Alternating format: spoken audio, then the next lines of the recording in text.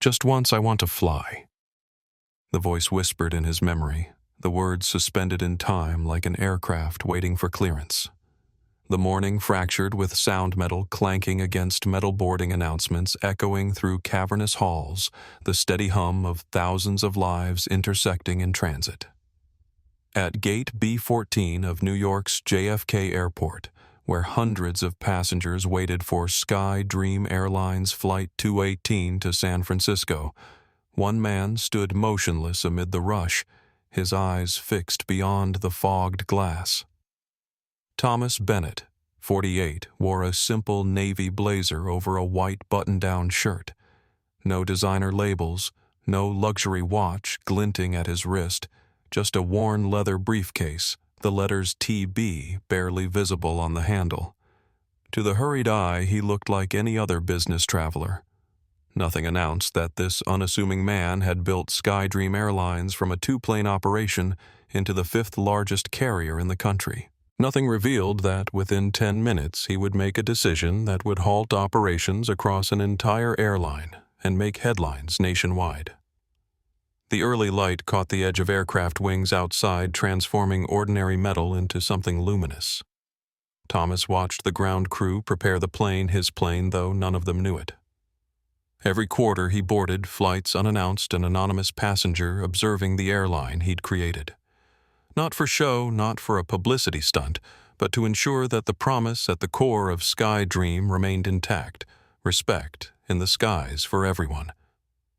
The boarding announcement crackled through the speakers. Thomas joined the line, boarding pass in hand.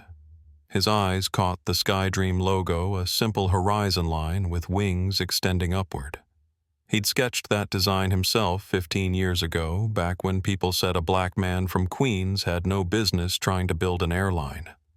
Back when bankers laughed him out of conference rooms. Back when his vision of an airline that treated every passenger with equal respect seemed impossible. Now boarding our first-class passengers, and those needing special assistance, announced the gate agent, her voice professionally pleasant. Thomas stepped forward, boarding pass extended. The agent scanned it with a smile that didn't quite reach her eyes. Something in her glance lingered a half-second too long.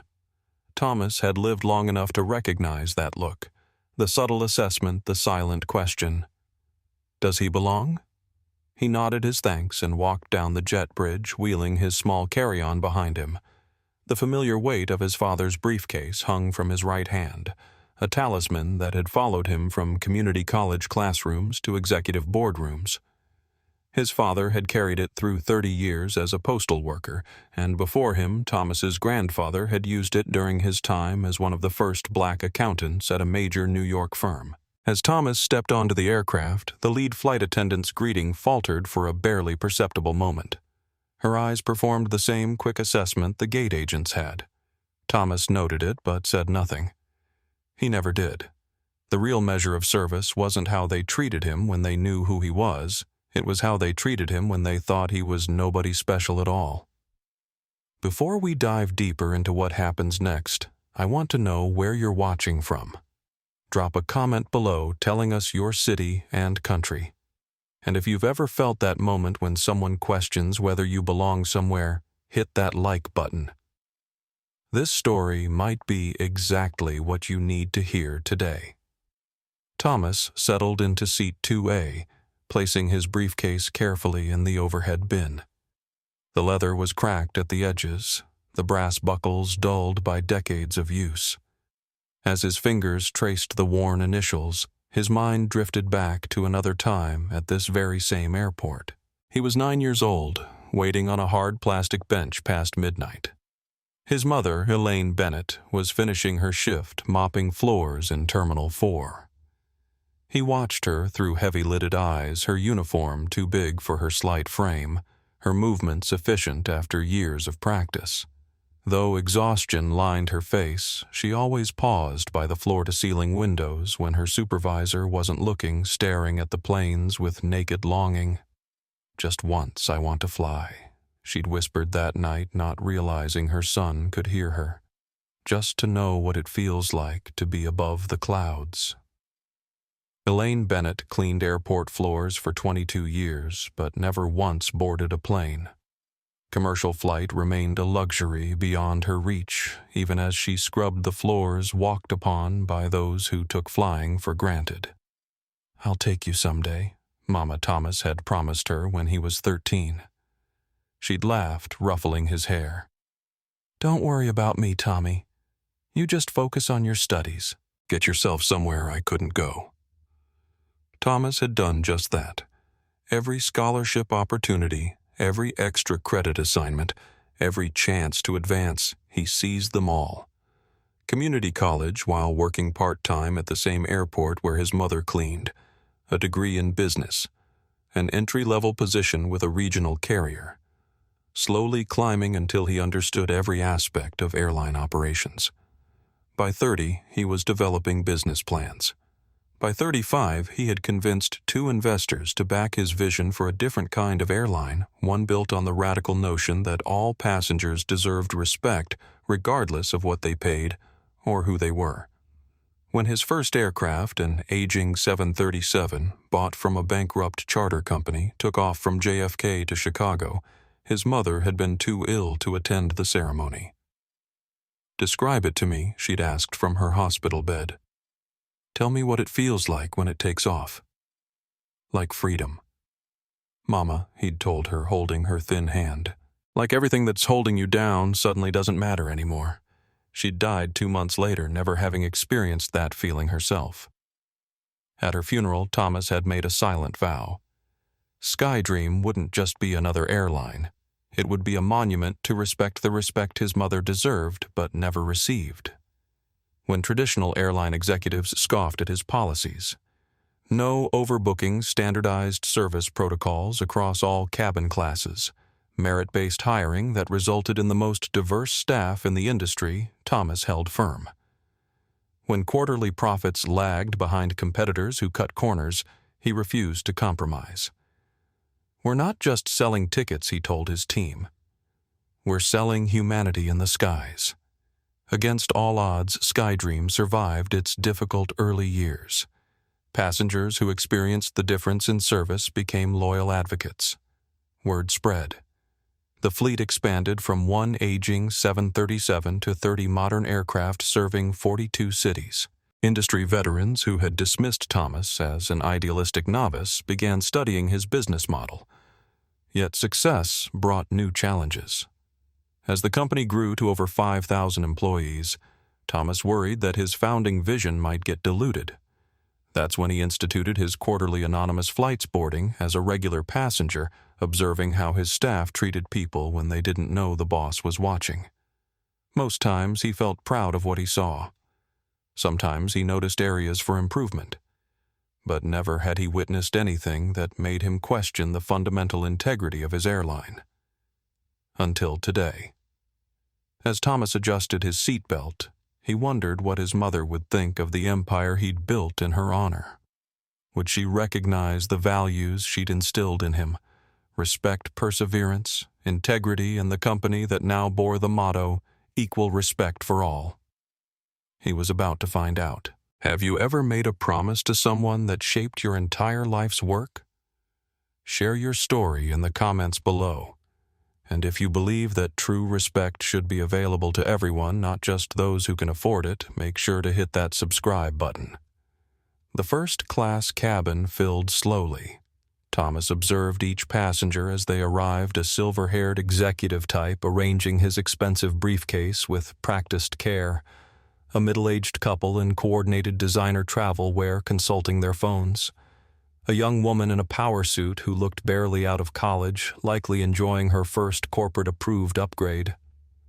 Thomas pulled out his notebook, an actual paper notebook, not a tablet or phone. Another habit inherited from his father, who believed important things should be written by hand. He jotted down his initial impressions of the flight crew. The captain's announcement had been warm and confident. The lead flight attendant's welcome was professional but somewhat automatic. 2 other attendants were preparing the galley, their movements efficient. A flight attendant approached, blonde hair pulled into a tight bun, uniform impeccably pressed, SkyDream wings pin gleaming on her lapel. According to her name tag, she was Vanessa Thompson. Thomas recognized her type immediately, rigorously trained, detail-oriented, proud of her position. She was exactly the kind of employee who helped build SkyDream's reputation for excellence. "Good morning, sir," she said, her smile practiced. "Welcome aboard. Can I get you a pre-departure beverage?" "Just water, please," Thomas replied. Something flickered across Vanessa's expression, so brief anyone else might have missed it. A subtle reassessment. Her eyes performed a quick inventory. His simple navy blazer, not designer. His button-down shirt, crisp but not expensive. His leather briefcase, quality but well-worn. "Of course," she said, her tone shifting almost imperceptibly, slightly cooler, slightly less engaged. She moved to the passenger across the aisle, the silver-haired executive in seat 1B. "Good morning, sir. Welcome back to SkyDream. Mr. Crawford, isn't it? Your usual bourbon before takeoff. You remembered Vanessa? You're always so attentive." The man beamed clearly, pleased to be recognized. Thomas made another note in his book. The difference wasn't dramatic, but it was there, the warmth extended to the recognized regular, the slight coolness toward the unfamiliar passenger who didn't immediately present as wealthy or important. When Vanessa returned with his water, she placed it on his armrest without meeting his eyes, already turning toward another passenger. Thomas thanked her anyway, observing as she fussed over the silver-haired man, chatting about his recent trip to London. More passengers filed in. A young Hispanic woman, Maria Gonzalez, according to her name tag, worked efficiently in the galley. She glanced occasionally into the cabin, her expression neutral but attentive. Thomas sipped his water, continuing to observe. This was his ritual, watching, noting, learning. The true measure of SkyDream wasn't how they treated the passengers they recognized as valuable. It was how they treated everyone else. The cabin doors closed. The safety demonstration began professional, thorough. Thomas noted that Maria made eye contact with each passenger during her section of the demonstration, while Vanessa's gaze seemed to skip past him entirely. As the plane pushed back from the gate, Thomas felt the familiar surge of pride. Every departure was a small miracle of logistics engineering and human coordination. He never lost his appreciation for the complex dance that put aircraft in the sky. The engines hummed to life. Outside his window, ground crew in bright yellow vests cleared away equipment. One worker looked up, giving the aircraft a small salute. Thomas smiled. Every role mattered, from the pilots to the ground handlers to the cleaners who prepared the cabin for the next flight. His mother had taught him that. The plane taxied toward the runway, joining the queue of aircraft waiting for takeoff. In his peripheral vision, Thomas noticed Vanessa conferring with another attendant, Greg Sullivan, according to his name tag. Their glances kept returning to him. Something in their manner raised the fine hairs on the back of his neck, a sensation he knew well, the subtle awareness of being discussed, assessed, perhaps judged. The plane accelerated down the runway. As always, Thomas felt that moment of transcendence as the wheels left the ground. No matter how many flights he took, that instant of defying gravity never lost its magic. For a breath, he was that 9-year-old boy again, watching planes with his mother, dreaming impossible dreams. The magic lasted until the seatbelt sign turned off with a cheerful ding. Then Vanessa Thompson approached his seat again, this time with Greg Sullivan beside her. Thomas Bennett's quarterly ritual was about to take an unexpected turn. Let me know in the comments if you've ever experienced that subtle change in how someone treats you based on assumptions about who you are. And if you're enjoying this story, give it a thumbs up so others can find it too. Excuse me, sir. Vanessa's voice cut through the ambient cabin noise. She stood in the aisle beside Greg Sullivan, both of them positioned as if forming a small barrier between Thomas and the rest of the first-class cabin. May I see your boarding pass again? Thomas looked up from his notebook, his expression neutral. Is there a problem? Greg Sullivan, about 42, with a perfectly trimmed beard and the confident posture of someone who took his authority seriously, offered what might have been meant as a reassuring smile. "Just a routine verification, sir. We like to make sure all our passengers are in their assigned seats." Thomas noted that no other passengers were being asked for this routine verification. He reached for his boarding pass in his jacket pocket and handed it over. "Seat 2A as assigned." Vanessa examined the boarding pass with unusual scrutiny, turning it over as if expecting to find something written on the back. Her eyes narrowed slightly. "You boarded in our first priority group?" "Yes," Thomas replied simply. Across the aisle in seat 1B, William Crawford looked up from his financial newspaper, not bothering to hide his interest in the exchange. He caught Vanessa's eye and raised an eyebrow in silent communication. In row 3, a woman with short auburn hair and intelligent eyes watched the interaction while pretending to scroll through her phone. Sarah Anderson, 42, had spent 15 years as a corporate HR consultant specializing in workplace bias training. She recognized what was happening immediately. "This boarding pass looks different from our standard first-class issue," Vanessa continued, though Thomas knew this wasn't true. "How did you book this ticket, sir?" "Through the SkyDream app," Thomas answered, his voice remaining even. "Is there an actual issue with my ticket?" Greg stepped in, his voice lowered as if sharing a confidence. "Sir, first-class accommodations on this route are quite premium. Sometimes passengers are confused about their booking class. Economy comfort is often mistaken for first class." 2 rows behind Daniel Foster.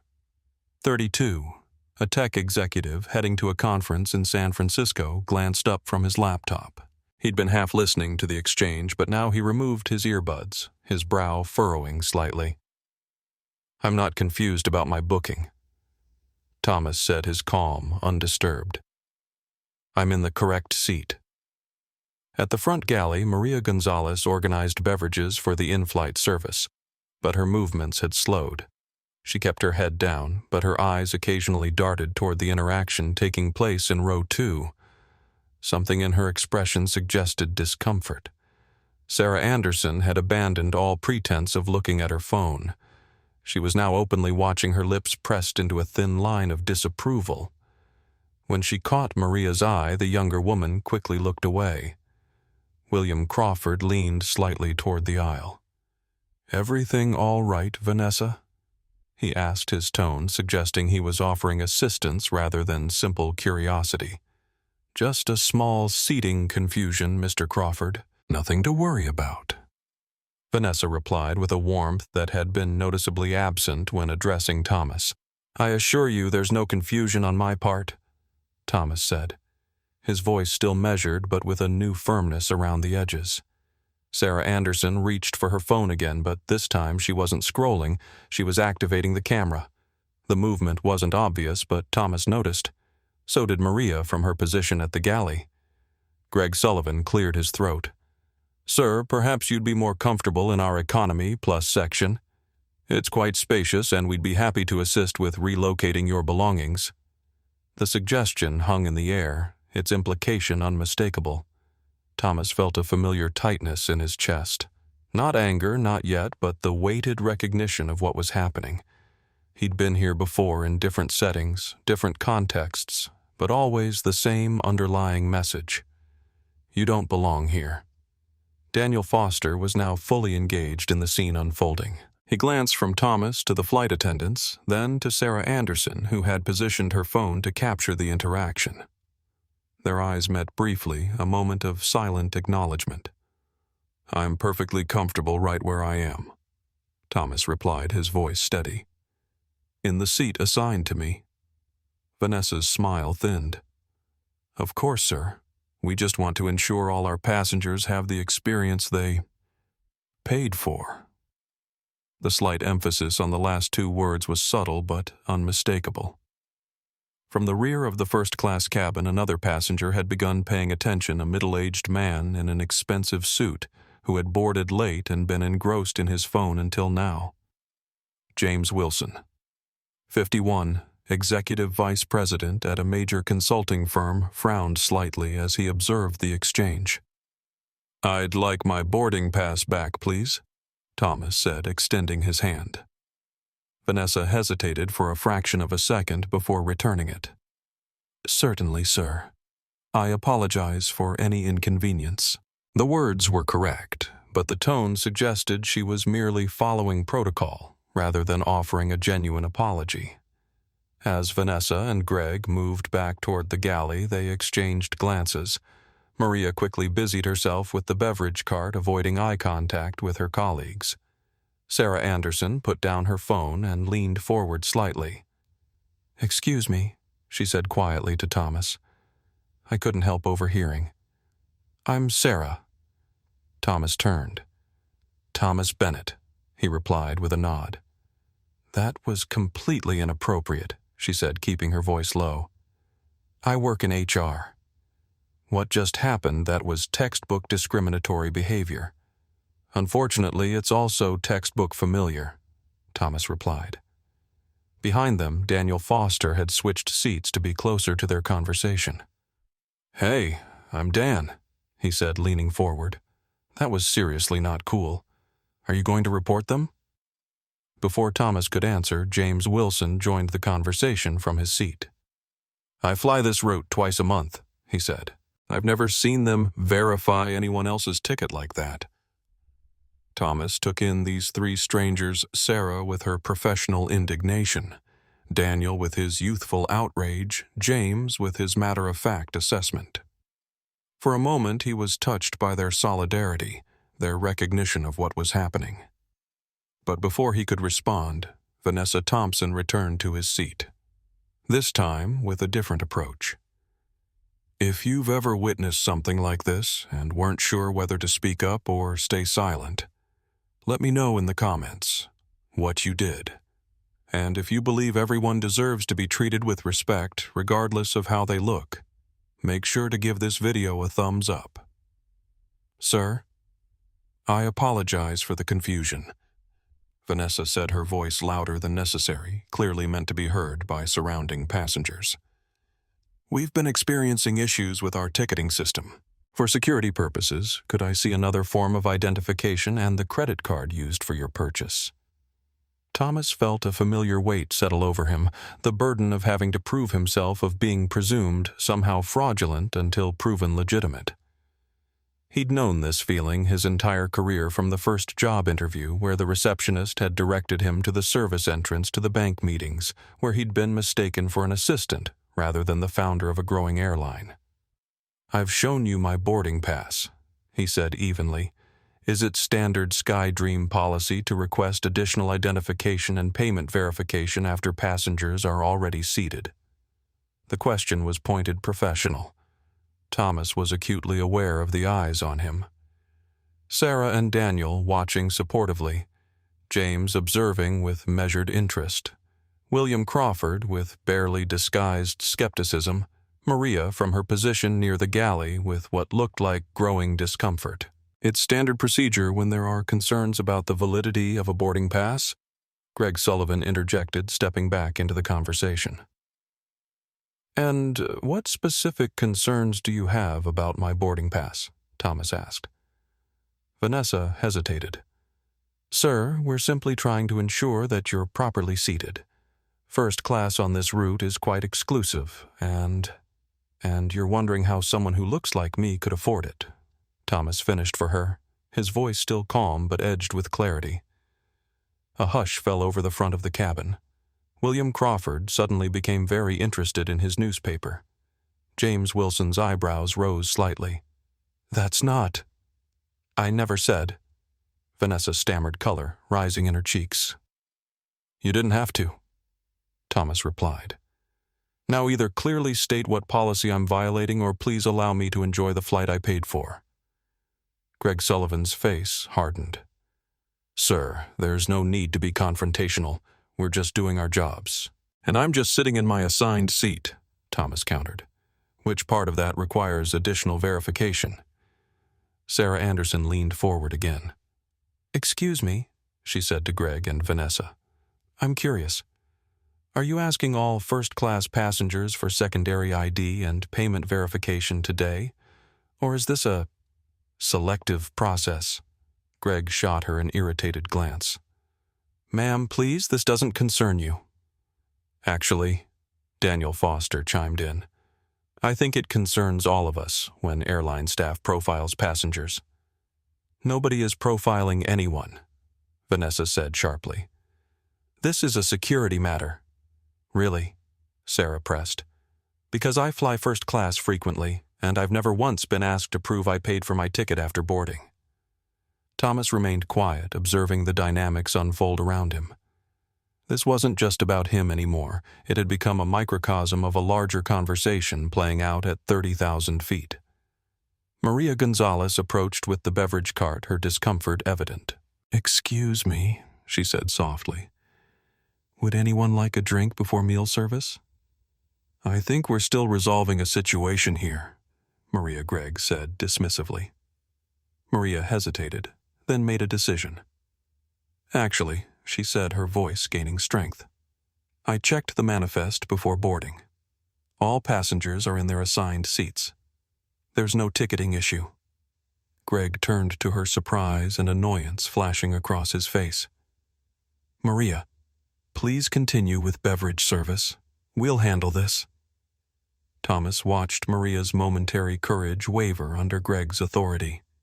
She nodded and began serving William Crawford, first avoiding eye contact with Thomas. If there's no ticketing issue, Thomas said calmly, then I'm not sure what we're still discussing. Vanessa straightened her posture. Sir, your attitude is becoming problematic. If you can't cooperate with a simple verification request. My attitude? Thomas raised an eyebrow. I've remained perfectly calm while being singled out for special scrutiny. I've asked clear questions about why I'm being treated differently from other passengers. How exactly is that problematic? William Crawford finally lowered his newspaper. Oh, for heaven's sake, he muttered loudly enough to be heard. Just show them your ID and be done with it. Some of us would like to have a peaceful flight. The comment hung in the air, its subtext clear. Just comply. Don't make a scene. Accept the indignity for everyone else's comfort. It was a sentiment Thomas had heard throughout his life in various forms from various sources. Keep your head down. Don't make waves. Accept the small injustices to avoid larger confrontations. Actually, James Wilson spoke up from his seat. I'd like to know if this is standard SkyDream policy too. I've been a platinum member for 5 years and have never witnessed this kind of verification. Vanessa's professional demeanor was cracking slightly under the mounting pressure. Sir, she addressed Thomas again, if you just cooperate, we can resolve this quickly, and I have cooperated. Thomas interrupted gently. I showed you my boarding pass. I confirmed my seat assignment. I explained how I purchased my ticket. What I haven't done is accept the implication that my presence in first class is somehow suspicious or requires special validation. Sarah Anderson had her phone out again, no longer hiding that she was recording. I think this is an important moment, she said. This is exactly the kind of situation my company helps businesses avoid through proper training. Greg Sullivan noticed the phone. Ma'am, recording is not permitted. Daniel interjected, SkyDream's own policy only prohibits recording of crew members performing safety duties. This isn't a safety issue, is it? Unless you're suggesting that a passenger sitting quietly in his assigned seat poses some kind of threat. Thomas observed the shifting dynamics with the detached clarity that had served him well throughout his career. What had begun as a quiet attempt to make him doubt his place, or perhaps even voluntarily relocate to economy, had escalated into a public examination of assumptions and authority. This is ridiculous, Vanessa finally said. Sir, either show us additional ID and proof of payment, or we'll need to involve the captain. Thomas felt a moment of decision approaching a familiar crossroads he had faced many times before. He could take the path of least resistance, show his ID, maybe even his company credit card with T. Bennett, SkyDream Airlines embossed on it, end the confrontation. It would be easier, certainly, The flight would continue without disruption. But something deeper held him back, the memory of his mother staring out airport windows at planes she would never board, the weight of all the times he had swallowed indignities for the sake of peace, the core principle upon which he had built his airline. Respect was non-negotiable. Thomas closed his notebook and looked directly at Vanessa and Greg. "I think involving the captain is an excellent idea," he said quietly, "because we're about to have a much larger conversation about SkyDream's policies and practices." Neither Vanessa nor Greg recognized the calm determination in his voice, the same tone he had used 15 years earlier when bankers told him his airline would never succeed. The same tone he had used when industry veterans laughed at his emphasis on respect over profit margins. The tone of a man who had built an empire on the radical notion of equal worth. In fact, Thomas continued reaching for his phone. "I think it's time to involve more than just the captain." Vanessa and Greg exchanged uncertain glances, suddenly sensing that the situation was shifting beyond their control. They had no idea just how right they were. How would you react in Thomas's situation? Would you take the path of least resistance or stand your ground? Share your thoughts in the comments below, and don't forget to subscribe if you want to see what happens next. The cabin air felt charged as Thomas dialed a number from memory. Vanessa and Greg watched with growing uncertainty as he put the phone to his ear, their earlier confidence wavering. "Diane." "It's Thomas," he said into the phone, his voice level. "I'm on flight 218 to San Francisco. I need you to pull the customer service records for this flight immediately." He paused, listening. "Yes, all of them. And connect me to operations control in 5 minutes." Greg stepped forward, his composure slipping. "Sir, phone calls are not permitted until we reach cruising altitude." "I'm going to have to ask you to. This is a company phone," Thomas replied, covering the mouthpiece briefly. "And this is company business." The phrasing caught Greg off guard. He glanced at Vanessa, whose expression had shifted from righteous indignation to the first flickers of uncertainty. "Sir, I don't know who you think you are, but," she began. "That's becoming increasingly clear," Thomas replied, then returned to his call. "Diane, I also need you to contact legal and PR. We may have a situation developing." Another pause.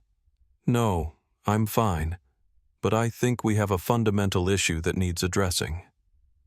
William Crawford was now fully engaged in the unfolding drama, his earlier dismissiveness replaced by growing curiosity. Sarah Anderson continued recording discreetly while Daniel Foster watched with undisguised fascination. Maria had stopped her beverage service, entirely frozen in place near the galley. Thomas ended his call and looked up at Greg and Vanessa, who remained standing in the aisle. "The captain will be receiving a call from operations in approximately 2 minutes. I suggest you prepare to explain why you felt it necessary to publicly question the validity of a first-class passenger's ticket based on," he paused, "whatever criteria you were using." Something in his calm confidence finally penetrated their certainty. Greg's expression shifted from irritation to confusion. "Who exactly are you?" he asked. Thomas considered the question. Throughout his life, he'd been asked that same question in various forms, sometimes explicitly, sometimes implicitly, whenever he occupied spaces others felt he didn't belong in. The assumption that he must be someone special to justify his presence, that his mere humanity wasn't enough. "I'm a passenger in seat 2A, he answered simply. "That should be sufficient." Before Greg could respond, a call came through on the cabin phone. Vanessa moved to answer it, her face paling slightly as she listened. She covered the mouthpiece and whispered something urgent to Greg, whose eyes widened. "Mr. Bennett," Vanessa said, her tone dramatically transformed. "The captain would like to speak with you. If you'd come with me to the cockpit." "That won't be necessary," Thomas replied. "Please tell Captain Reynolds that I'll speak with him after I finish addressing the situation in the cabin." The power dynamic had shifted so abruptly that several passengers exchanged confused glances. William Crawford leaned forward in his seat, eyes narrowed in reassessment. James Wilson's expression had transformed from mild interest to intense focus. "Mr. Bennett Gregg said the confrontational edge gone from his voice if we've made some kind of mistake." The mistake, Thomas interrupted quietly, was assuming that someone who looks like me couldn't possibly belong in first class unless they somehow proved otherwise. The mistake was creating different standards for different passengers based on appearance. The mistake was forgetting the core principle of this airline. Sarah Anderson had lowered her phone, but her attention remained fixed on the unfolding scene. "May I ask who you are?" she inquired. Thomas turned to her. "My name is Thomas Bennett," he said. "I founded SkyDream Airlines 15 years ago." A ripple of reaction moved through the cabin. William Crawford's jaw actually dropped.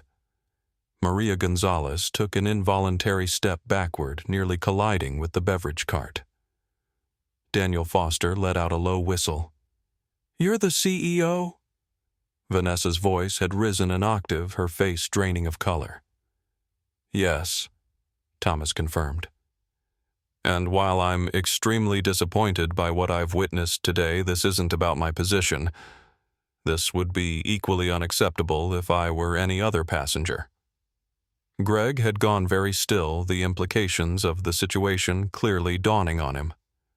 "Sir, Mr. Bennett, I assure you we had no idea." "That's precisely the point," Thomas cut in. "You shouldn't need to know who I am to treat me with basic respect. That's the foundation this airline was built on." The cabin phone rang again. This time Gregg answered it, his "Yes, Captain" audible to everyone nearby. He listened, nodded, then extended the handset to Thomas. "Captain Reynolds would like to speak with you, sir." Thomas took the phone. "Jim, yes, I'm fine." He listened for a moment. "No, don't turn back. Continue to San Francisco. But I need you to be aware that I'm implementing Protocol 0 effective immediately." Another pause. "Yes, company-wide. I'll handle the ground logistics from here. Just focus on flying the plane." He handed the phone back to Gregg, whose face had gone from pale to ashen. "Protocol 0. He repeated the words, barely a whisper. Thomas nodded once. "Protocol 0. The gravity in his voice conveyed that something momentous had been set in motion, though only Gregg seemed to understand exactly what it meant.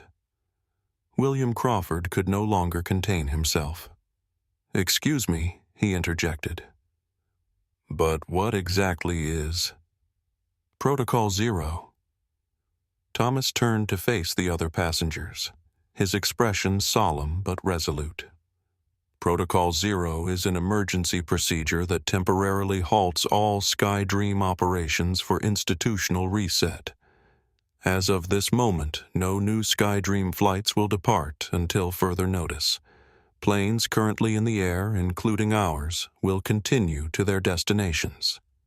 But the entire SkyDream network is essentially grounded." A collective gasp moved through the cabin. Even Sarah Anderson, who had been firmly on Thomas's side, looked shocked. "You're shutting down an entire airline because of this?" William Crawford asked incredulously. "No, Mr. Crawford," Thomas replied. "I'm temporarily halting operations because what happened here isn't an isolated incident. It's a symptom of a larger failure, one that directly contradicts everything this company stands for." He turned back to Gregg and Vanessa, who stood frozen in horrified realization. "This isn't about punishing individuals. It's about acknowledging that somewhere between our founding principles and today, something fundamental was lost. And I refuse to operate an airline that doesn't live up to its promise of equal respect for every passenger." The cabin fell silent as the magnitude of Thomas's decision sank in. Thousands of flights, tens of thousands of passengers, an entire corporate ecosystem, all paused because of what had transpired in these few cubic feet of cabin space. Sir Maria Gonzalez stepped forward, her voice trembling slightly. "I want you to know that not all of us, I mean, I noticed what was happening and I tried to. She stopped, seeming to realize that her small intervention had been too little too late. Thomas nodded to her, his expression softening slightly. I know, Maria. And that's why I believe we can fix this. But first, we need to acknowledge that there's something broken. His phone buzzed with an incoming text. He checked it quickly. Operations Control has confirmed Protocol 0 implementation. All departures are now on hold. Greg looked physically ill. Mr. Bennett, please, my career is not my primary concern right now. Thomas finished for him. My concern is ensuring that no other passenger experiences what I just did. My concern is making sure that SkyDream actually lives up to its name and its promise. Daniel Foster leaned forward. So what happens next? To the flights to these guys? He gestured toward Greg and Vanessa. Thomas considered the question. Throughout his career, he'd learned that the most powerful moments weren't about punishment or revenge. They were about transformation. Next, he said, we rebuild, starting right here, right now, in this cabin, before we dive deeper into what happens next. Comment below with your thoughts. Have you ever witnessed or experienced something similar? And if you believe that respect should be non-negotiable, hit that subscribe button and give this video a like. The next few minutes will reveal how one man's principled stand transformed an entire industry. For a long moment, the cabin remained suspended in shocked silence. The mundane sounds of air travel, the steady hum of engines, the faint chime of a call button from economy seemed to belong to another world entirely. In this space, time had compressed around the gravity of Thomas Bennett's decision. Vanessa Thompson was the first to break the silence, her professional composure cracking under the weight of realization. Mr. Bennett, I can only imagine how this must have felt, but grounding the entire airline, surely that's an overreaction. We made a mistake. A terrible mistake, but this isn't about a mistake, Thomas interrupted gently. A mistake is serving the wrong drink or misplacing a bag. What happened here was the manifestation of something deeper, a fundamental drift from our core values. His phone buzzed again with incoming messages. Operations confirming the halt of departures. Marketing requesting guidance on public statements. His executive assistant coordinating an emergency board meeting. The machinery of corporate crisis management was already in motion. Thomas set the phone aside. 5 years ago, he continued looking not just at Vanessa and Greg, but at all the passengers listening intently. I would have been personally served by the lead flight attendant, who would have known exactly who I was, because we were a smaller operation then. 3 years ago, I might have been recognized by half the crew. Today, I boarded anonymously, as I often do, to experience SkyDream as our customers do. He paused, his gaze level. What I discovered is that somewhere along the way, as we grew and hired thousands of new employees, as we added routes and aircraft, we lost something essential. The promise I made when founding this airline that every passenger would be treated with equal respect, regardless of appearance or background, is no longer being kept. Greg Sullivan had moved back slightly, as if physical distance might somehow insulate him from the situation. Sir, I assure you, we receive extensive training on customer service and yet, Thomas cut in when faced with a passenger who didn't fit your mental image of first class. Your instinct wasn't service, but suspicion. That tells me our training has become a script rather than a value system. Sarah Anderson nodded in recognition. Classic implementation gap, she said. Organizations often have the right policies on paper, but the lived experience reveals the true culture. Thomas acknowledged her insight with a nod. Exactly. And culture isn't changed through memos or reprimands. It requires something more fundamental. His phone rang again, his CFO this time undoubtedly calculating the financial impact of Protocol 0. Thomas declined the call. There would be time for those conversations later. Sir, it was Maria Gonzalez, her voice steadier now. May I ask what happens to the crew? To all of us. The question hung in the air, layered with implications. Thomas recognized the fear behind it, not just for individual jobs, but for livelihoods, for stability, for futures suddenly thrown into uncertainty by his decision. Thomas felt the weight of responsibility pressed down on him. Thousands of employees, from pilots to ground crew to office staff, would be affected by Protocol Zero. Passengers with critical connections, important meetings, family events, all would face disruption. The financial cost would run into millions. The media storm would be intense. For a brief human moment, Thomas questioned himself. Was this too extreme? Was he overreacting to a personal slight? Could there be a more proportionate response that would address the issue without such widespread consequences? He closed his eyes briefly, and in that darkness saw his mother's face, her quiet dignity as she mopped floors, walked upon by people who never truly saw her. He remembered her words, "Just once, I want to fly." When he opened his eyes, his resolve had crystallized. "This isn't about punishment, Maria," he said. "This is about renewal. Every SkyDream employee will participate in a comprehensive recommitment to our founding principles. Some may choose to leave, that's their right. But those who stay will help rebuild something remarkable." William Crawford scoffed. "With all due respect, Mr. Bennett, you're talking about paralyzing an entire airline because 2 employees were rude to you. As a frequent business traveler, I have to say that seems wildly disproportionate." "It may seem that way from your perspective," Mr. Crawford Thomas replied evenly. "But then you've never had your belonging questioned simply because of how you look. You've never had to prove you deserve a seat you've already paid for." Crawford's face reddened slightly. "That's not... I understand it was inappropriate, but you were recognized by name when you boarded," Thomas pointed out. "Your drink preference was remembered. You were treated as valued and welcome while I was treated as suspect. That's not just inappropriate, it's a betrayal of what this airline stands for." James Wilson leaned forward. "I fly dozens of airlines for business. Mr. Bennett and I have to say what you're describing as SkyDream's founding principle isn't the industry standard. Most airlines have tiered service by design. First class gets better treatment, economy less so. SkyDream was never meant to be standard," Thomas replied, a hint of uncertainty crossing his face for the first time. "We built different service tiers. Yes, better seats, better food, more space for higher fares. But the one thing that was meant to be consistent across every cabin was basic human respect. A passenger in the last row of economy deserves the same recognition of their worth as someone in 1A. He paused, running a hand across his face. At least that was the vision.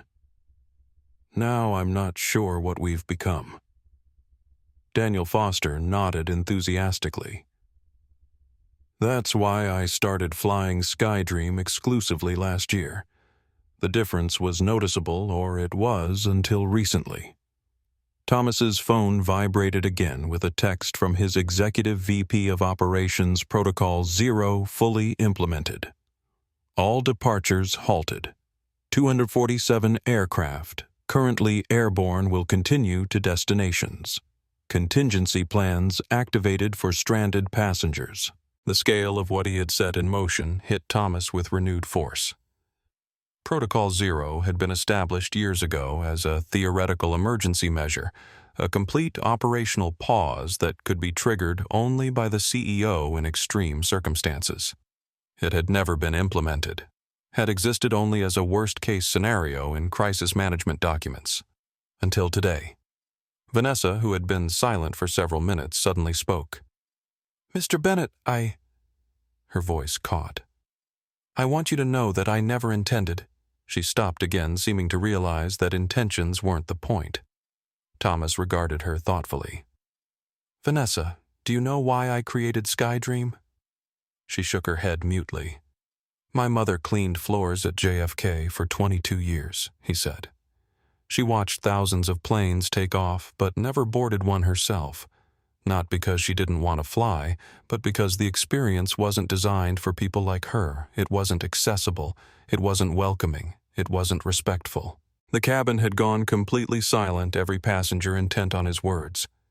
When I founded this airline, I made a promise that we would be different, that every person who boarded our planes would be treated with the same level of basic respect, regardless of their appearance, background, or ticket class. That promise is carved into the cornerstone of our headquarters. It's printed on the first page of our employee handbook.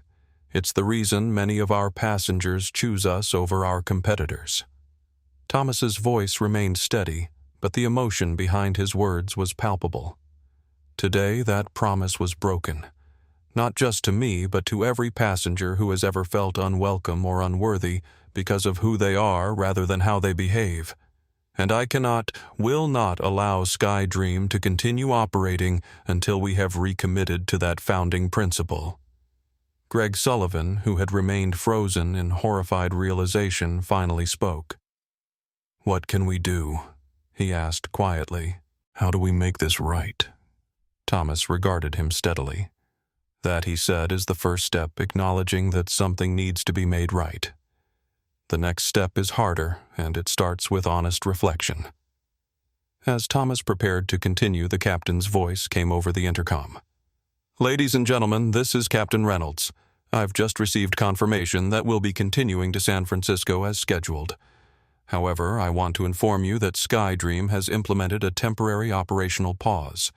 This will not affect our flight, but it does mean there will be no further SkyDream departures today. We'll provide more information as it becomes available." A murmur rippled through the cabin as passengers processed this announcement. Thomas felt the gravity of the moment pressing down on him, a decision made in principle that would have real-world consequences for thousands. Yet even as the magnitude of those consequences registered, he felt an odd sense of peace. After years of building an airline centered on respect, he had been faced with a moment that tested his commitment to that principle, and he had chosen to stand firm. His phone buzzed again, the board chair this time.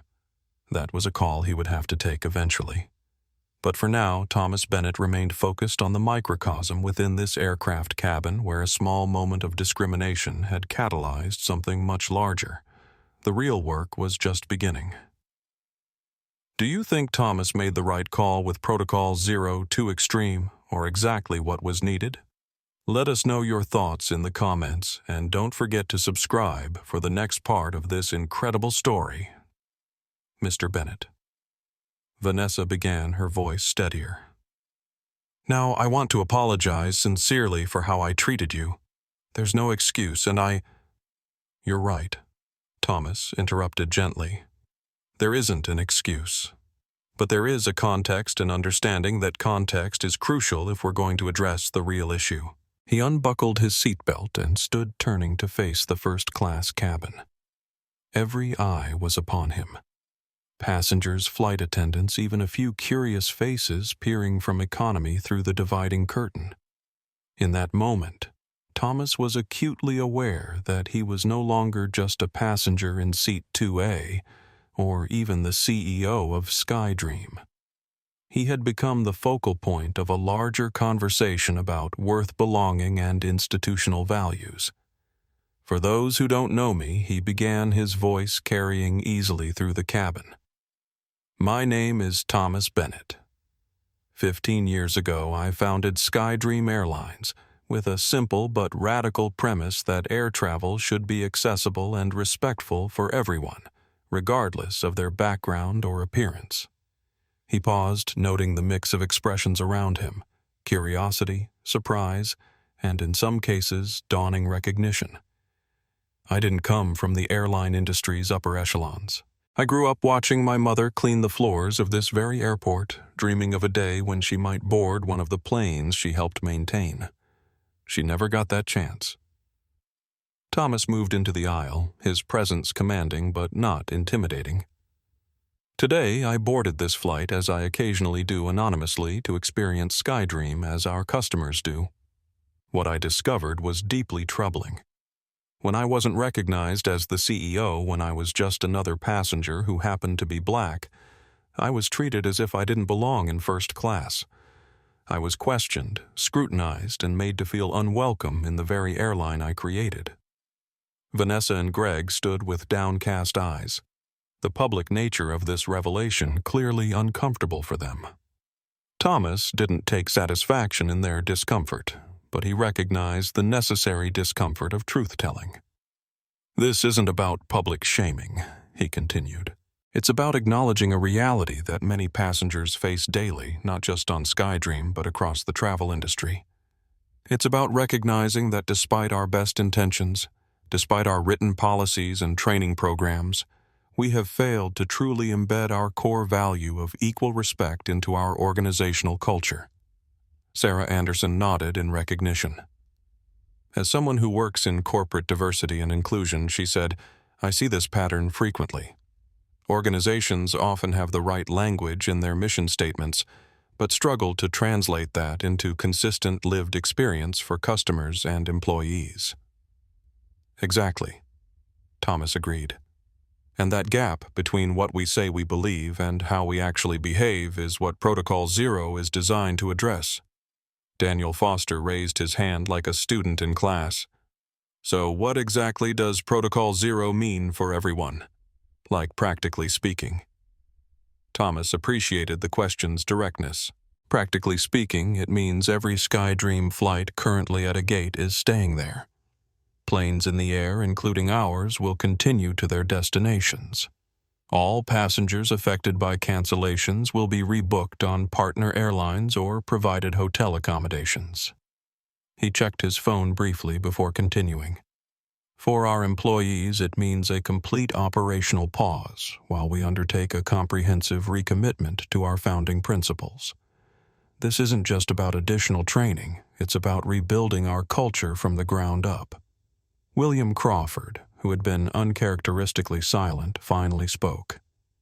"Mr. Bennett, while I understand your disappointment, don't you think this response is extreme? The financial impact alone must be staggering." "It is," Thomas acknowledged. "Our CFO has already informed me that Protocol Zero will cost approximately $12 million per day in direct operational losses, not counting the potential long-term impact on customer loyalty and brand reputation." Crawford's eyebrows rose at the figure. "And you're willing to absorb that kind of loss over this incident?" "This incident, as you call it, is merely a symptom of a deeper issue," Thomas replied. "And yes, I am willing to absorb that cost, because the alternative, continuing to operate an airline that has drifted from its founding values, would ultimately be more costly not just financially but morally." James Wilson leaned forward in his seat. "I've been in business for 30 years, Mr. Bennett, and I've never seen a CEO take such a dramatic stand on a matter of principle. It's unexpectedly refreshing." Thomas smiled slightly.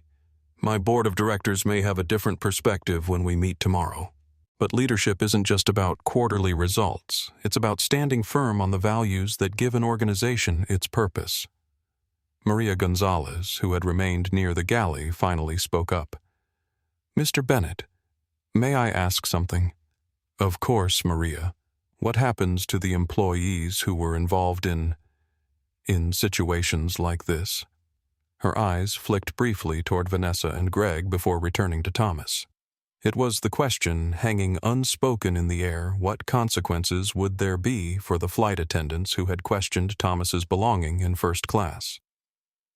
The traditional corporate response would be swift termination, a public statement about zero tolerance, perhaps even using Vanessa and Greg as scapegoats to demonstrate the company's commitment to its values. Thomas considered Maria's question carefully. Throughout his career, he had seen how organizations often addressed symptoms rather than causes, how they sacrificed individuals to protect institutions, how they confused punishment with accountability. "That's an important question," he said finally. "And the answer might surprise you. Vanessa and Greg aren't being fired." A ripple of reaction moved through the cabin. Vanessa's head snapped up in disbelief while Greg's expression transformed from resignation to confusion. Instead, Thomas continued, They'll be at the center of our rebuilding process. Because this isn't about removing a few bad apples and pretending the orchard is healthy. It's about examining the soil in which those apples grew. He turned directly to Vanessa and Greg. You'll work directly with our newly formed culture renewal team, sharing your unfiltered perspective on how and why today's events unfolded. You'll help us understand the gap between our stated values and our lived practices. And if you're willing to engage in that process with honesty and commitment, you'll help shape the SkyDream of tomorrow. Vanessa's eyes had filled with tears. I don't understand, she managed. Why would you want me to stay after what I did? Because firing you would be easy, Thomas replied simply. It would allow everyone to believe that the problem has been solved, that it was just a matter of individual behavior rather than institutional culture. And that would be a comfortable fiction. He addressed the entire cabin again. The uncomfortable truth is that Vanessa and Greg aren't outliers. They're symptoms of a culture that has drifted from its moorings. And fixing that requires not exclusion, but inclusion, not punishment, but transformation. The captain's voice came over the intercom again. Ladies and gentlemen, this is Captain Reynolds. We're beginning our initial descent into San Francisco. At this time, we ask that all passengers return to their seats and fasten their seatbelts. Thomas nodded acknowledgement and returned to his seat, buckling himself in. The revelation of his identity and the implementation of Protocol Zero had transformed the atmosphere in the cabin. Passengers who had been strangers an hour ago were now engaged in thoughtful conversation about what they had witnessed. Sarah Anderson was deep in discussion with James Wilson about corporate culture change. Daniel Foster was explaining the significance of Thomas's decision to another passenger. As the plane began its descent, Thomas's phone buzzed with a text from his executive VP of Communications Media getting wind of Protocol Zero, requesting statement. How do you want to frame this? Thomas replied simply, truthfully. The mountains surrounding the Bay Area came into view outside his window. 15 years ago, he had flown this same route on SkyDream's inaugural flight, filled with hope and determination to build an airline unlike any other. An airline where his mother would have felt welcome and respected had she lived to see it. Today, he had taken dramatic action to ensure that vision didn't fade into corporate rhetoric. The cost would be high financially, reputationally, perhaps even personally. The board might question his judgment. Shareholders might demand his resignation. Industry analysts would certainly criticize the decision as excessive and emotionally driven. But as the plane descended toward San Francisco International Airport, Thomas Bennett felt the rightness of his choice settle over him like a mantle.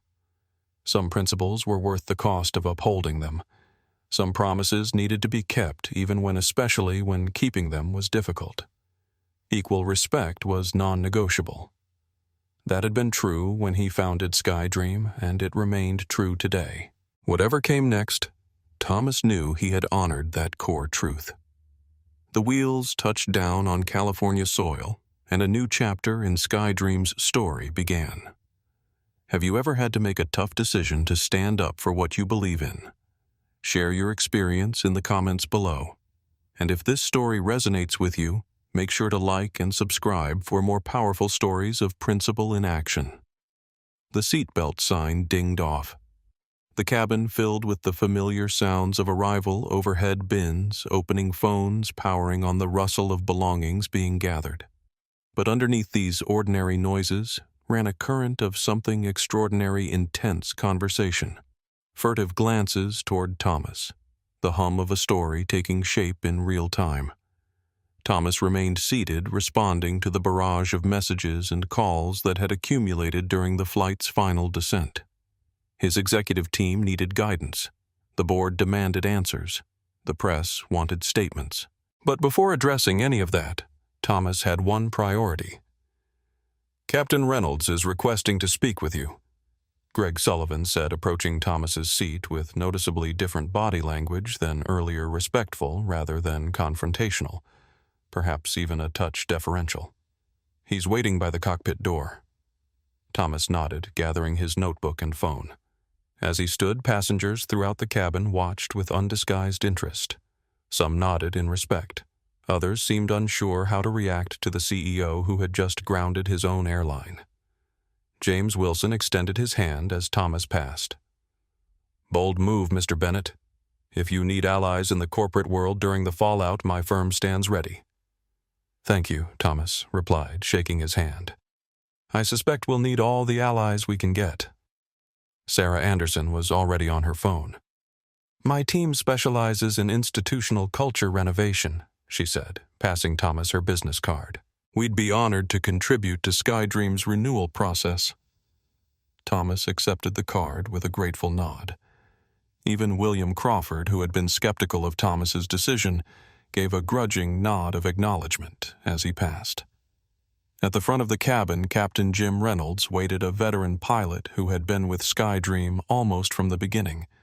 His weathered face showed concern mixed with respect. "Thomas," he said quietly, using the familiar address of a longtime colleague rather than the formal Mr. Bennett others had adopted. "Headquarters is in chaos. The board is convening an emergency session. Are you sure about this?" Thomas clasped the pilot's shoulder. "More sure than I've been about anything since founding the airline, Jim. It's time to reset." Reynolds nodded slowly. "You know I'm with you. Most of the old guard will be. It's just—" He hesitated. "Protocol Zero was designed for extreme situations. Security breaches, safety failures. This is a failure of our core mission," Thomas replied firmly. "That's extreme enough." The captain seemed to accept this. "What's the next step?" "I'm convening the executive leadership team at SFO's conference center in 30 minutes. I need you there. The flight crews respect you, and we'll need that influence in the days ahead. I'll be there," Reynolds promised. "And Thomas, for what it's worth, your mother would be proud." The simple statement, delivered without sentimentality but with genuine feeling, caught Thomas off guard. A brief but powerful wave of emotion washed over him. Pride, grief, determination, all mingled together. He nodded once, unable to trust his voice for a moment. As Thomas made his way off the aircraft, he found Maria Gonzalez waiting near the exit door. "Mr. Bennett," she said quietly, "I wanted to say I'm sorry I didn't speak up sooner when I saw what was happening." "You did speak up eventually," Maria Thomas replied. "That matters. Will the company be okay?" The question held layers of concern for her job, certainly, but also for the airline itself, the community it represented. "We'll be better than okay," Thomas assured her. "We'll be authentic again." He stepped into the jet bridge where his executive VP of operations, Hector Ramirez, waited with a tablet showing real-time updates on Protocol Zero implementation. 247 aircraft safely grounded at 63 airports, Hector reported without preamble. "Partner airlines are accommodating our stranded passengers. Hotel arrangements confirmed for those who can't be rebooked today. Social media is exploding with speculation about why we've halted operations." Thomas nodded, processing the information as they walked briskly through the terminal. And the team assembled at the conference center as requested. Laura is having palpitations about the financial implications. Jennifer is fielding press inquiries but holding firm on no comment until you provide direction. They pushed through a side door, avoiding the main terminal where passengers and press might recognize Thomas. A company car waited to transport them to the airport's executive conference facility. The board chair called 3 times. Hector continued as they settled into the back seat. "She's not pleased." Thomas had expected as much. Eleanor Wright had been a steadfast ally in building SkyDream, but her focus had always been financial performance rather than cultural integrity. She would see Protocol Zero as a dangerously disproportionate response. "I'll speak with her after the executive meeting," Thomas said. "First, we need to align the leadership team."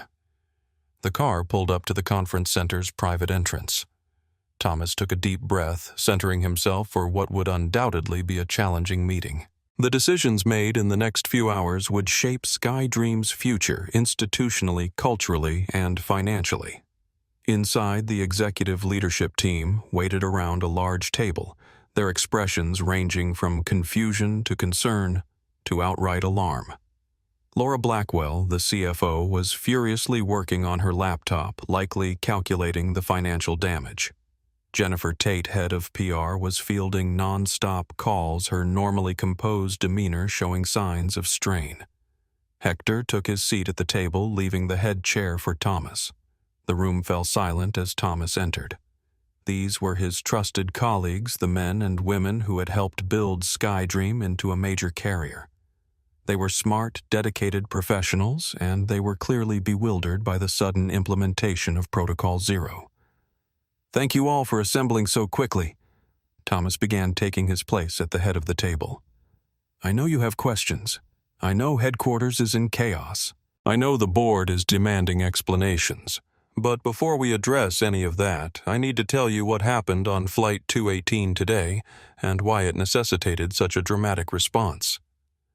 For the next 15 minutes, Thomas recounted the events in first class, the subtle and then overt questioning of his belonging, the assumptions made about his ability to afford the seat, the clear disparity in how he was treated compared to other passengers.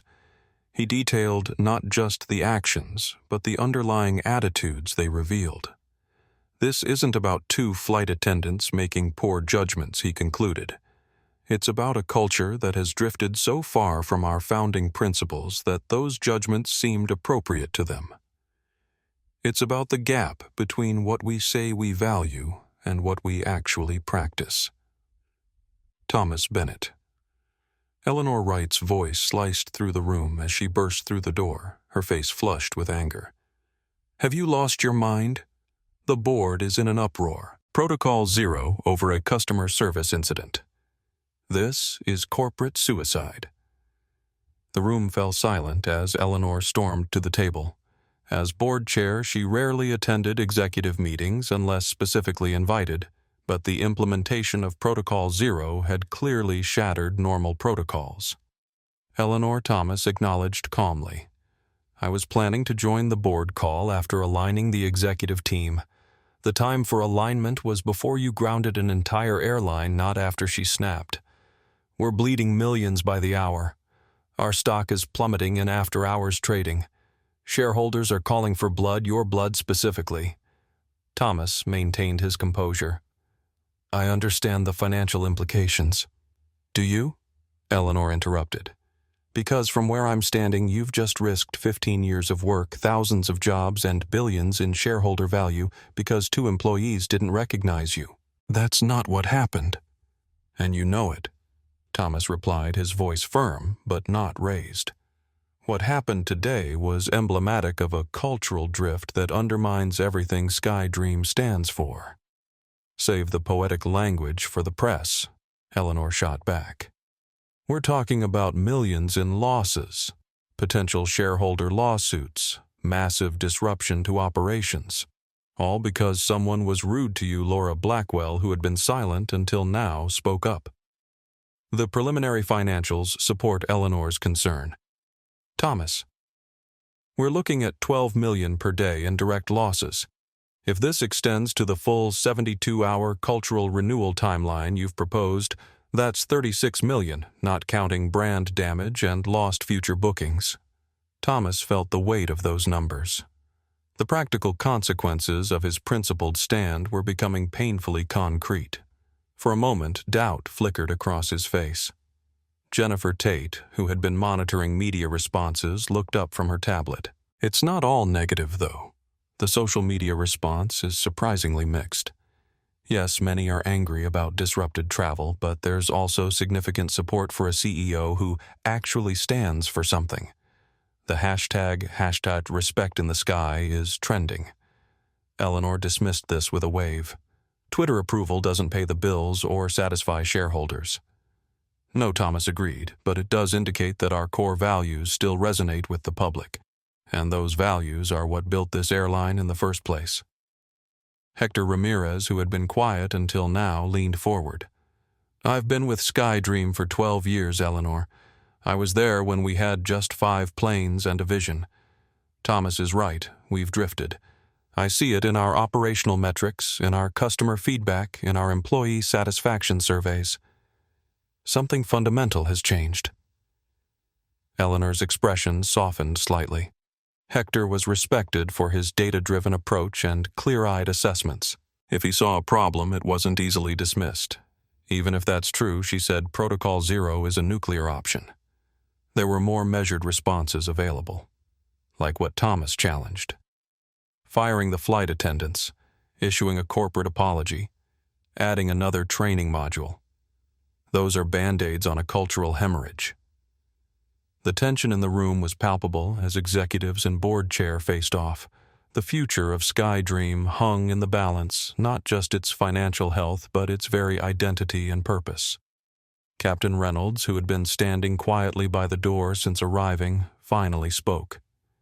"If I may," he said, his voice carrying the authority earned through thousands of flight hours, "I've been flying for 37 years. I've seen airlines come and go. The ones that survive aren't just the most profitable. They're the ones with a clear sense of who they are and what they stand for." All eyes turned to the veteran pilot. "What happened today on Flight 218 wasn't an isolated incident," he continued. "Every pilot, every flight attendant, every gate agent has seen the subtle shift in how we operate. We've become more efficient, certainly, more competitive perhaps, but we've lost something essential along the way." Eleanor's resistance visibly wavered. "Even if I accept that premise," she said, "why not implement changes gradually? Why bring everything to a halt?" "Because gradual change allows for gradual resistance," Thomas replied. "Protocol Zero creates a clean break, a moment to stop, reflect, and reset. Yes, it's costly. Yes, it's disruptive. But continuing on our current path would ultimately cost us far more." For several seconds, no one spoke. The weight of the decision, already implemented but still being processed, filled the room. Finally, Eleanor sighed heavily. "The board will need to be thoroughly convinced. I'm calling an emergency session for tomorrow morning. You'll need to make your case directly, Thomas. And it had better be compelling." "It will be," he promised. As Eleanor departed to prepare the board, the executive team began the complex work of managing the Protocol Zero implementation. The technical challenges were enormous, rerouting passengers, coordinating with partner airlines, handling press inquiries, preparing communications for employees across the globe. Throughout the flurry of activity, Thomas felt both the weight of his decision and the conviction that it had been necessary. The path ahead would be difficult, the criticism intense, the financial pain real. But as he watched his team mobilize around the renewal of SkyDream's core values, he knew that this moment of crisis also contained the seeds of transformation. His phone buzzed with a notification the first news stories about Protocol Zero were appearing online. The headlines ranged from critical SkyDream CEO halts operations in unprecedented overreaction to intrigued bold moral stand or corporate harakiri. SkyDream's Protocol Zero explained. The public narrative was forming, but Thomas knew the true story wasn't about him or even about what had happened on Flight 218. It was about an organization rediscovering its soul and the difficult, necessary journey back to its founding promise. Whatever came next, Thomas Bennett was committed to that journey. The cost was high, but the principles at stake were priceless. Have you ever witnessed a leader take a stand that put principle above profit? Share your stories in the comments below. And don't forget to subscribe for the next part of Thomas Bennett's journey to transform not just an airline, but an entire industry's understanding of what true respect means. The SFO conference room had transformed into a command center. Screens displayed real-time updates from across the SkyDream network. Planes safely landed, passengers rebooked, crews briefed. In the center of this controlled chaos, Thomas Bennett prepared to address not just his executive team, but the company's 42,000 employees worldwide. "We're live in 60 seconds. Jennifer Tate announced, checking the video setup one final time. Streaming to all SkyDream facilities, crew lounges, and employee devices. Estimated viewership, 35,000. Thomas nodded, straightening his tie, a small automatic gesture that belied the gravity of the moment. Around him, the executive team had taken their positions, a visual representation of solidarity despite the unprecedented circumstances. Thomas Laura Blackwell said, quietly stepping close. The stock has already dropped 8% in after-hours trading. Tomorrow will be worse. I know, Laura, he replied. We'll weather it. 30 seconds, Jennifer called. Thomas took a deep breath, centering himself. In the 15 years since founding SkyDream, he had addressed employees countless times. Celebrations, challenges, strategic pivots. But never like this. Never after grounding the entire fleet. Live in 5-4-3? Jennifer counted down silently for the last 2 beats, then pointed to Thomas as the red recording light illuminated. Good evening, Thomas began, his voice steady and clear. By now, you've all heard that SkyDream has implemented Protocol 0, a complete operational pause across our entire network. Many of you are wondering why. All of you deserve to know the truth.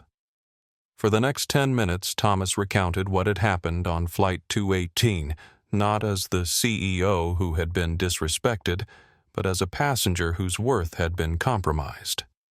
He described the incident without embellishment, focusing not on individual blame, but on the underlying implications. What happened today wasn't just about me, he emphasized. It was about a fundamental disconnect between who we say we are and how we actually operate.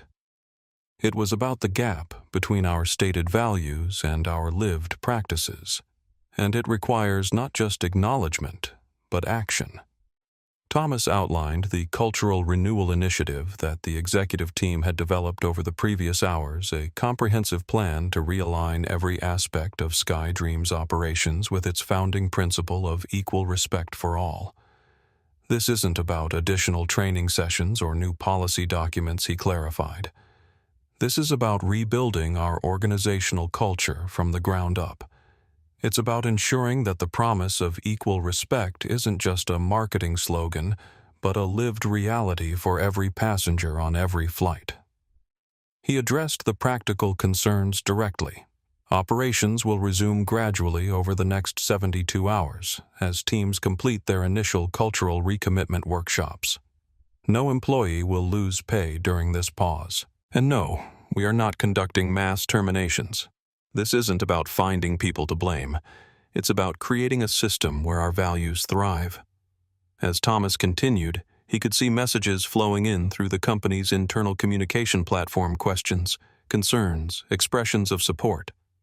The employee response was just beginning. I know this decision comes at a significant cost, he acknowledged. Financial analysts will criticize it as excessive. Competitors will try to capitalize on the disruption. Some passengers will be inconvenienced despite our best efforts to accommodate them. Thomas paused, his expression resolute. But I founded SkyDream on the belief that equal respect is non-negotiable. That principle is worth defending, even especially when it's difficult. I'm asking each of you to join me in recommitting to that founding vision, to help rebuild SkyDream into the airline we have always aspired to be. As he concluded his address, Thomas could see the executive team watching with expressions ranging from concern to determination. They understood the magnitude of what had been set in motion. Thank you for your attention, Thomas finished. Specific instructions will be distributed to each team within the hour.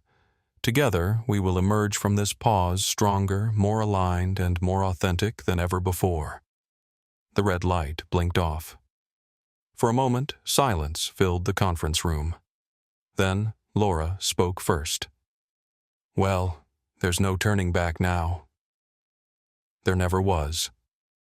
Thomas replied simply. The response from employees began pouring in immediately, thousands of messages flooding the company's internal platforms. As the communications team categorized and analyzed the feedback patterns emerged, The veteran employees, those who had been with SkyDream since its early days, expressed overwhelming support. They remembered the founding vision, recognized the drift that had occurred, and welcomed the recommitment. Newer employees showed more uncertainty, having joined a company already in transition from scrappy upstart to established carrier. For them, Protocol Zero represented a disruption without clear context. Middle management expressed the most concern, caught between strategic alignment and operational pressures. They would be responsible for implementing the cultural renewal initiative while managing anxious teams and performance metrics. Frontline staff, flight attendants, gate agents, customer service representatives seemed divided, though a majority expressed relief that long-standing issues were finally being addressed. As the executive team processed this feedback, developing response strategies for each employee segment, Thomas's attention was drawn to a message from Captain Reynolds' flight crews are gathering in crew lounges worldwide. They're asking for direct dialogue. Ready when you are. Thomas nodded to Jennifer. Set up a video conference with representatives from flight crews at our top 10 hubs. I want to hear directly from them. Within 20 minutes, the conference room screen displayed faces from across the SkyDream network, senior flight attendants, and pilots from New York, Chicago, Los Angeles, Miami, and beyond. Their expressions ranged from concern to curiosity. Thank you for joining on such short notice, Thomas began. Rather than me talking at you, I'd prefer to hear your thoughts and answer your questions directly. A senior flight attendant from Chicago spoke first. Mr. Bennett, I've been with SkyDream for 12 years. What happened on your flight today, it's not isolated. We've been seeing a shift in how certain passengers are treated, especially in premium cabins. It's subtle, but it's real. A pilot from Los Angeles nodded agreement. The culture has changed as we've grown. When I joined 8 years ago, there was a clear sense of mission beyond the bottom line. That's become diluted.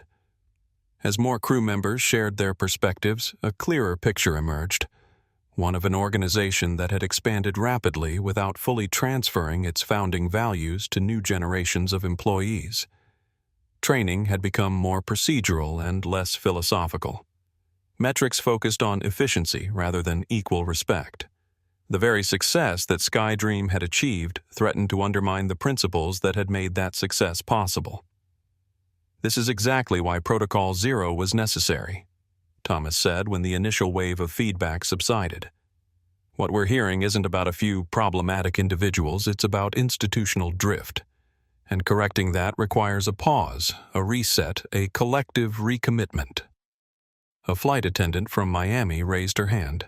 Sir, we've all received the notification about the cultural renewal workshop starting tomorrow. But what happens to Vanessa and Greg from today's flight? The rumor mill is already spinning. It was the question Thomas had anticipated, the natural human desire to locate blame in individuals rather than systems. He chose his words carefully. Vanessa and Greg will be participating in the renewal process like everyone else, he explained. They've agreed to share their perspective on today's events not as scapegoats, but as witnesses to a cultural breakdown. This isn't about punishment. It's about learning and growth. The response seemed to surprise many of the crew representatives. In an industry known for swift terminations after public incidents, this approach was unconventional. Some of you may disagree with that decision, Thomas acknowledged. You might feel it sends the wrong message about accountability. But true accountability isn't just about consequences for individuals, it's about addressing the conditions that shaped their actions. A senior pilot from New York who had been quietly observing until now finally spoke. Thomas, I was on SkyDream's first flight 15 years ago. What you're doing now, it's bold, it's costly, and it's absolutely necessary. We've been drifting from our core identity. This is the correction we need. His endorsement seemed to shift the energy of the conversation. Other veteran crew members voiced similar support, while newer employees expressed cautious optimism about the renewal process. As the video conference concluded, Thomas felt the first genuine moment of confidence since implementing Protocol Zero. The challenges ahead remained enormous. The board meeting tomorrow would be particularly difficult, But this direct engagement with frontline employees had confirmed his core conviction: SkyDream's culture needed this reset. The executive team worked late into the night, refining the cultural renewal initiative and preparing for its implementation across the organization. The 72-hour operational pause was structured into 3 phases: Day 1 reflection and honest assessment. Every team would participate in facilitated discussions about the gap between SkyDream's stated values and their lived expression. No scripts, no corporate speak, just honest conversation about where and how the airline had drifted from its founding principles. Day 2. Recommitment and redesign. Employees would collaborate to redesign aspects of their work that had become disconnected from the core value of equal respect, everything from boarding procedures to service scripts to performance metrics. Day 3 integration and relaunch teams would practice implementing their redesigned approaches with the most critical customer-facing roles receiving priority. Flights would gradually resume as teams completed this process. It was an ambitious timeline, perhaps unrealistically so, for complete cultural transformation. But the goal wasn't perfection. It was authentic movement toward the company's original vision. As midnight approached, Thomas finally stepped away from the command center to take a private moment. Finding a quiet corner of the conference facility, he called his sister, Angela Bennett. "I saw the news," she said when she answered, skipping preliminaries. "You actually did it. You grounded the entire airline." "I did," Thomas confirmed. "Mama would be proud," Angela said softly. Standing up for respect was her whole thing. "I know," Thomas replied, feeling the weight of the day's events in a new way, not as the CEO making a bold strategic decision, but as Elaine Bennett's son honoring her legacy. "I just hope the board doesn't fire me tomorrow." Angela's laugh came through the phone. "Let them try. You built that airline from nothing. Besides, from what I'm seeing online, you're about to become a different kind of corporate icon." "What do you mean, check social media when you get a chance?" she advised. "The hashtag respect in the sky is trending. People are sharing their own stories of being made to feel unwelcome or unworthy on flights. You've touched a nerve, Tommy. A good one." As the call ended, Thomas pulled up Twitter to see for himself. Angela was right. Thousands of people were sharing their experiences of being questioned, scrutinized, or made to feel unwelcome in spaces where they had every right to be. The conversation had expanded beyond SkyDream to touch on a universal human desire to be treated with respect regardless of appearance or background. But there was something else too, a counter-narrative emerging in real time. The hashtag #ProtocolZeroFail was gaining traction, with critics calling Thomas's decision woke corporate suicide and virtue signaling at shareholder expense. Financial commentators were predicting doom for SkyDream's stock when markets opened. Some passengers stranded by the operational pause were venting their frustration, questioning whether one incident justified such massive disruption. Thomas scrolled through both streams, taking in the polarized reactions. The situation was evolving into something larger than he had anticipated, not just a corporate crisis, but a cultural lightning rod. Tomorrow would bring new challenges: the board meeting, media scrutiny, operational complexities of the pause. But tonight, Thomas Bennett allowed himself a moment of certainty that he had made the right choice, not just for SkyDream, but for everyone who had ever been made to feel they didn't belong in a space they had every right to occupy. Protocol Zero wasn't just about fixing an airline. It was about standing for a principle that transcended business, a principle his mother had taught him from his earliest days. Equal respect was non-negotiable. Have you ever felt unwelcome in a space where you had every right to be? Or have you witnessed someone else being treated this way?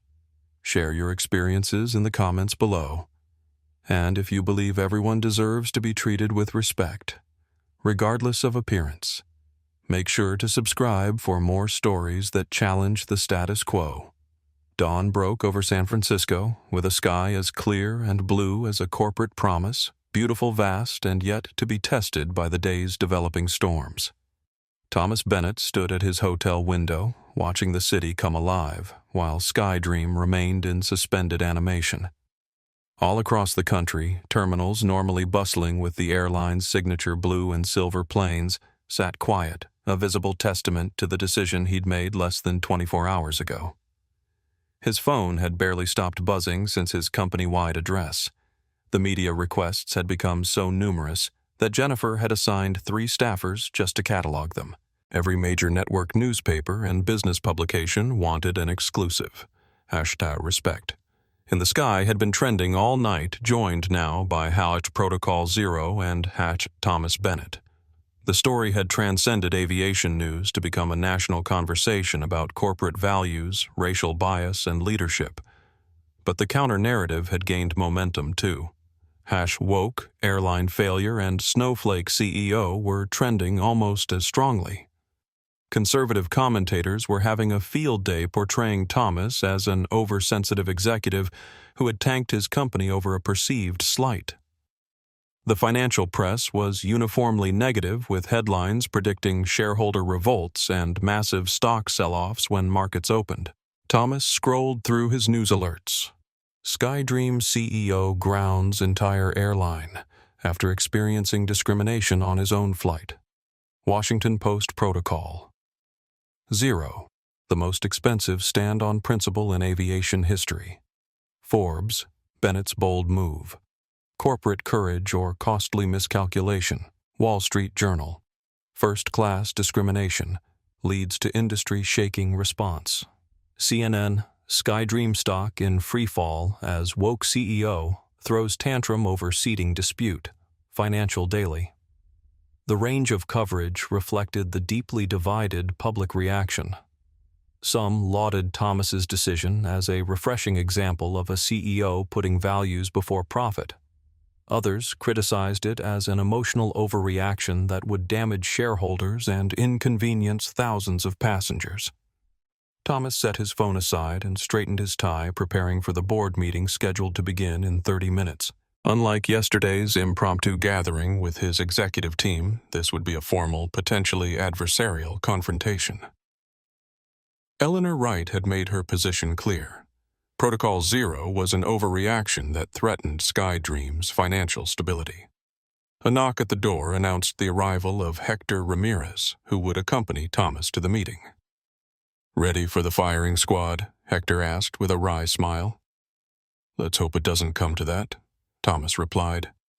"But if it does, I stand by our decision." They rode to SkyDream's San Francisco offices in silence, each preparing for the battle ahead. The car pulled up to a side entrance, avoiding the cluster of reporters gathered at the main doors.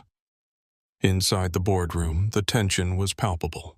8 board members sat around the polished table, expressions ranging from concern to outright disapproval. Eleanor Wright occupied the chair opposite Thomas's usual seat, a subtle but clear positioning of opposition. "Thank you all for convening on such short notice," Thomas began, taking his place. "I understand you have questions about Protocol Zero and the Cultural Renewal Initiative." Eleanor cut straight to the point.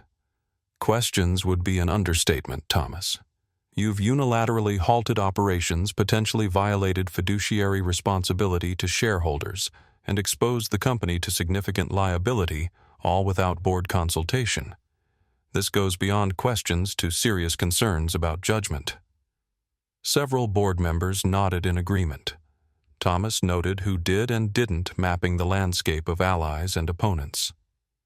"I appreciate your candor, Eleanor," he replied evenly, "and I understand the concerns. Protocol Zero was established as an emergency measure that could be implemented at CEO discretion, specifically because certain situations require immediate action, not committee deliberation. An emergency measure intended for safety crises," Eleanor countered. "Not for customer service incidents, however unfortunate." "What happened yesterday wasn't a customer service incident," Thomas said, his voice hardening slightly. "It was a fundamental breach of our core operating principle, equal respect for all passengers regardless of appearance or background. That principle isn't a marketing slogan. It's the foundation of SkyDream's existence. James Harrington, the board's most fiscally conservative member, leaned forward with a scowl. Thomas, I've supported you from the beginning. But this is a clear overreaction. We could have fired the flight attendants, issued an apology-enhanced training, grounding the entire airline. It's commercially irresponsible and morally necessary, Thomas countered. Firing individuals doesn't fix a broken culture, and make no mistake, our culture has fractured from its founding principles. For the next 30 minutes, Thomas presented his case methodically, detailing not just yesterday's events, but the pattern of institutional drift they represented, explaining the Cultural Renewal Initiative and outlining the phased resumption of operations over the coming 72 hours. The board listened with varying degrees of receptiveness. When Thomas finished, Richard Chen, another board member, voiced the question on everyone's mind. The financial impact, substantial, Thomas acknowledged. Laura estimates direct costs of $30 to $35 million over the 3-day pause, plus potential longer-term impacts on booking patterns and partner relationships. And you consider this proportionate to the triggering incident? Richard pressed, clearly skeptical. If we frame the issue as one incident, no, Thomas replied honestly. But if we recognize it as a symptom of organizational drift from our core values that differentiate us in the marketplace and justify our premium pricing, then yes, the investment is proportionate to the stake. Eleanor scoffed. Investment. Let's call it what it is, a massive financial hit that our shareholders never agreed to absorb. Our shareholders invested in SkyDream's vision as well as its balance sheet, Thomas responded. And that vision is non-negotiable. Diane Rodriguez, who had been quietly observing, finally spoke. I've been on this board for 12 years, since shortly after SkyDream's founding. What Thomas is describing, this drift from founding principles, isn't unique to our company. It's the natural entropy that occurs as organizations scale.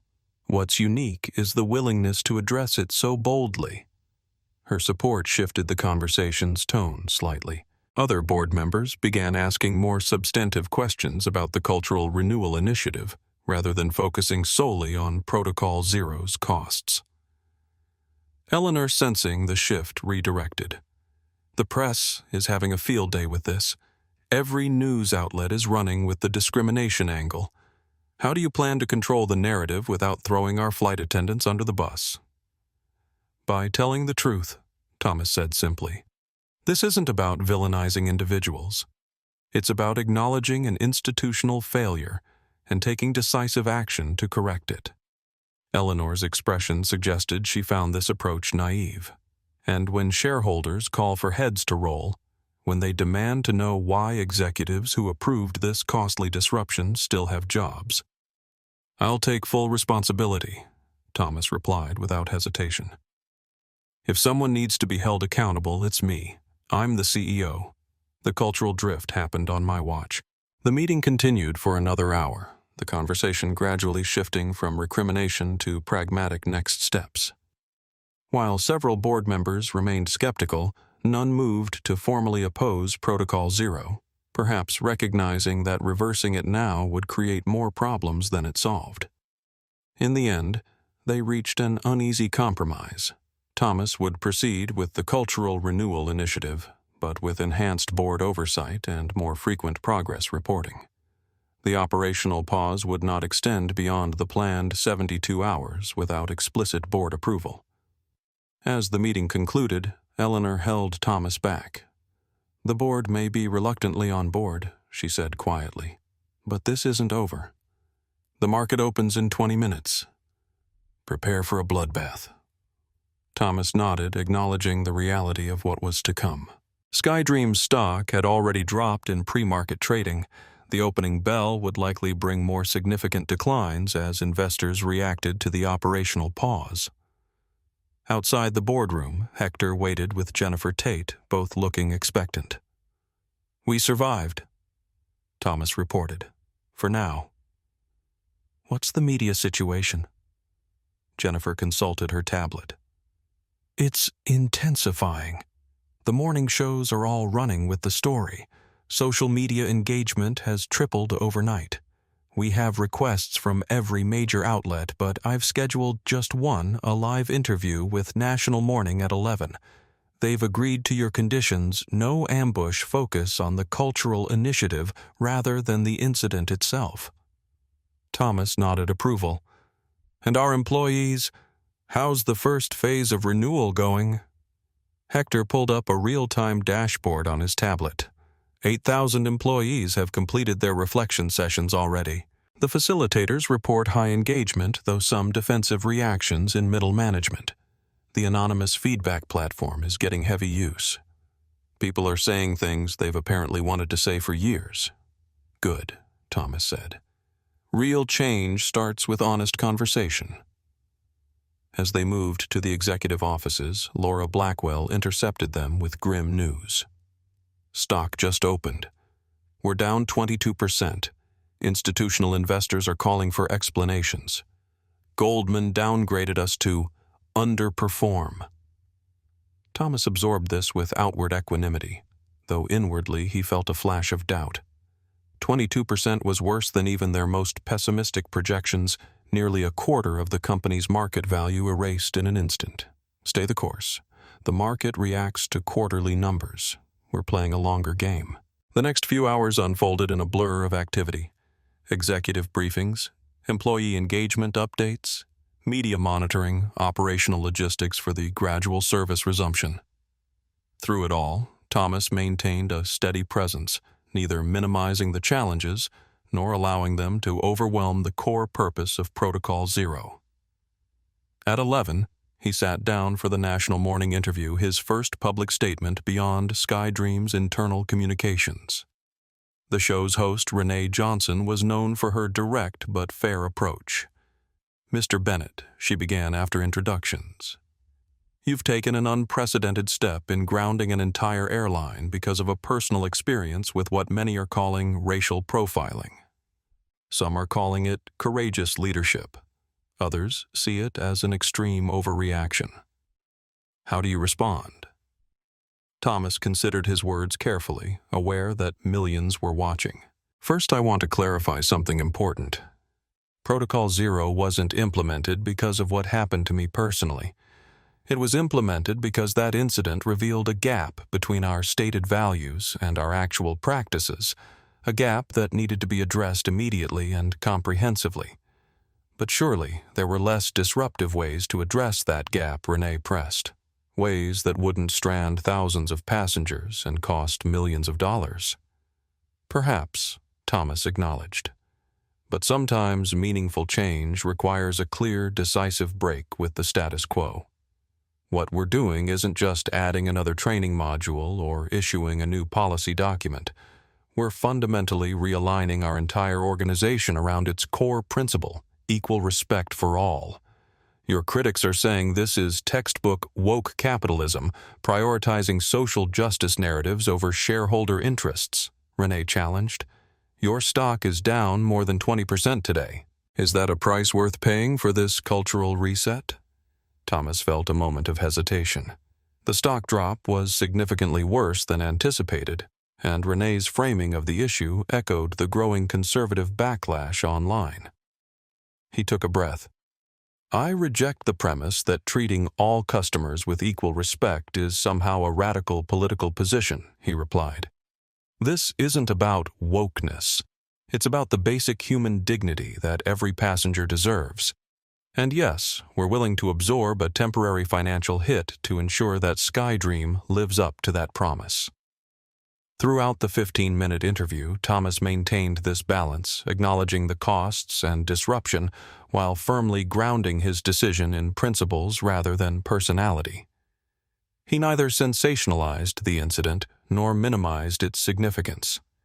He spoke about institutional accountability without sacrificing individual dignity, even for the flight attendants whose actions had triggered the crisis. As the interview concluded, Renee asked the question on everyone's mind. SkyDream's stock is down significantly today. Shareholders are expressing concerns. Major clients are rebooking with competitors. Are you worried about your job, Mr. Bennett? Thomas smiled slightly. I'm worried about doing my job, Renee. And sometimes doing the right job means making difficult decisions. If standing up for our core principles costs me my position, I can live with that. What I couldn't live with was continuing to lead an organization that had drifted from its founding values. When the cameras stopped rolling, Renee leaned forward. Off the record. That's the most authentic CEO response I've heard in 20 years of interviews. Whatever happens with SkyDream, you've changed the conversation about corporate leadership. Thomas thanked her and rejoined his team, who had been monitoring real-time social media response to the interview. The reaction was deeply divided, some praising Thomas's principles and candor, others condemning what they viewed as virtue signaling at shareholder expense. The polarization is intensifying, Jennifer reported grimly. We're seeing organized campaigns from both sides now. Progressive groups are calling for consumer support of SkyDream, while conservative media figures are encouraging boycotts. This is becoming a full-blown culture war flashpoint. Thomas hadn't anticipated this level of politicization.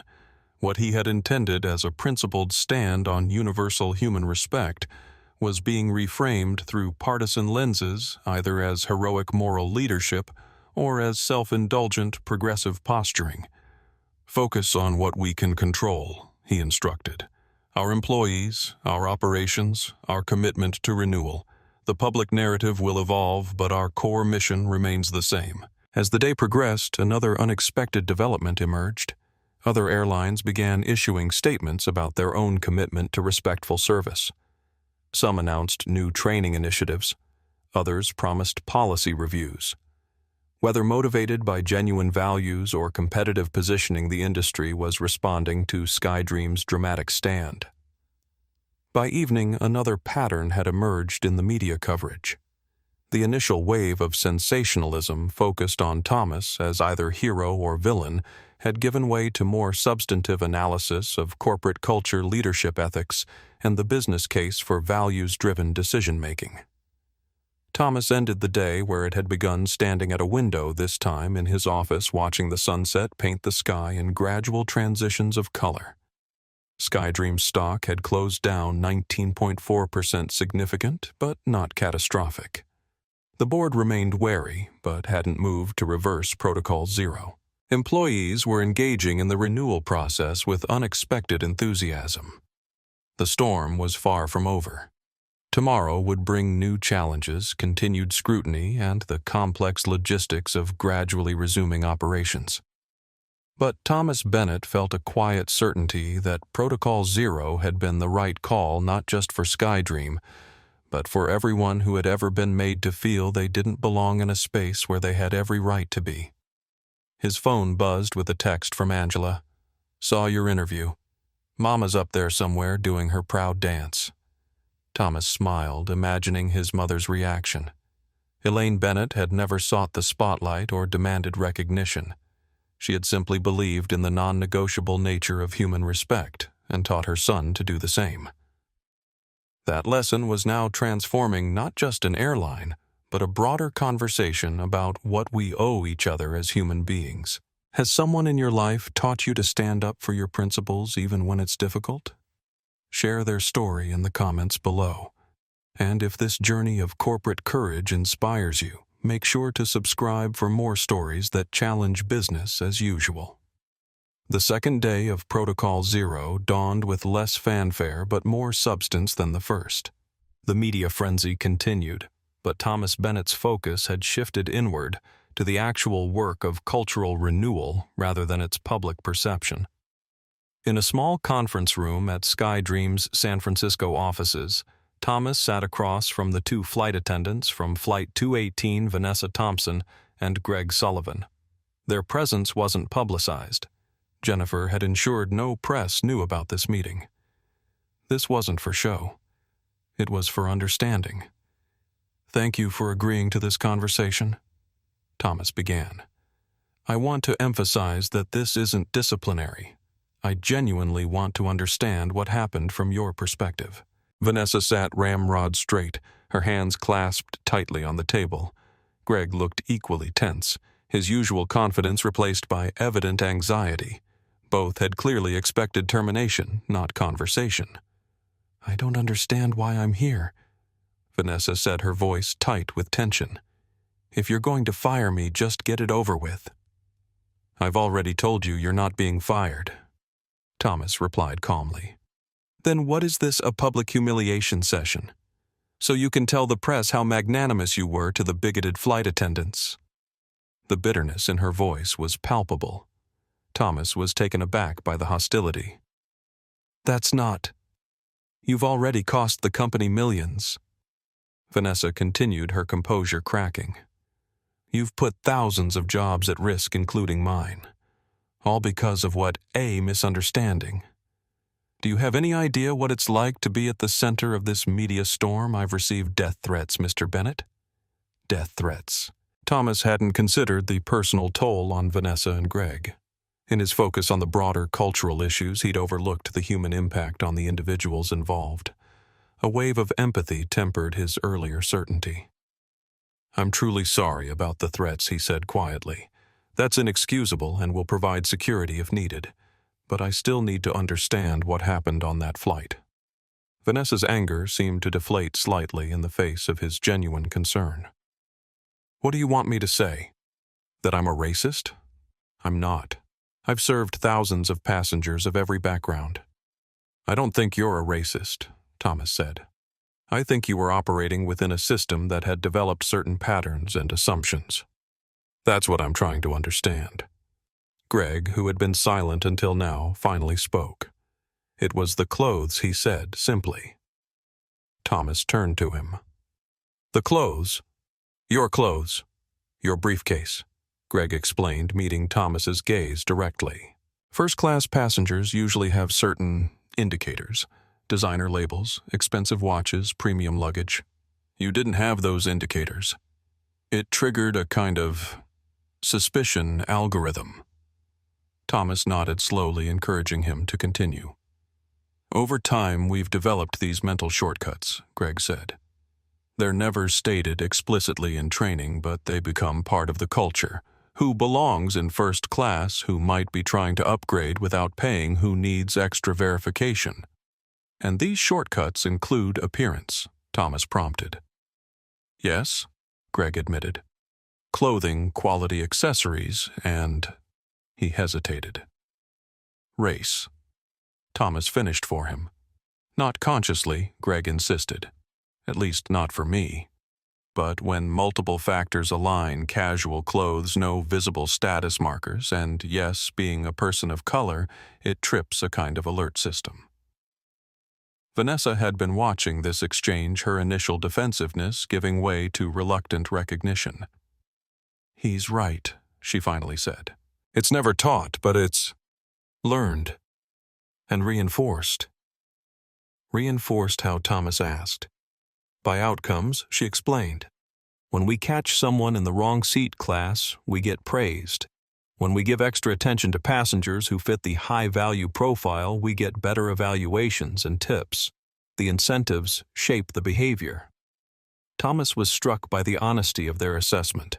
There was no denying the racial component, but there was also a more complex pattern of institutional incentives that had shaped their actions.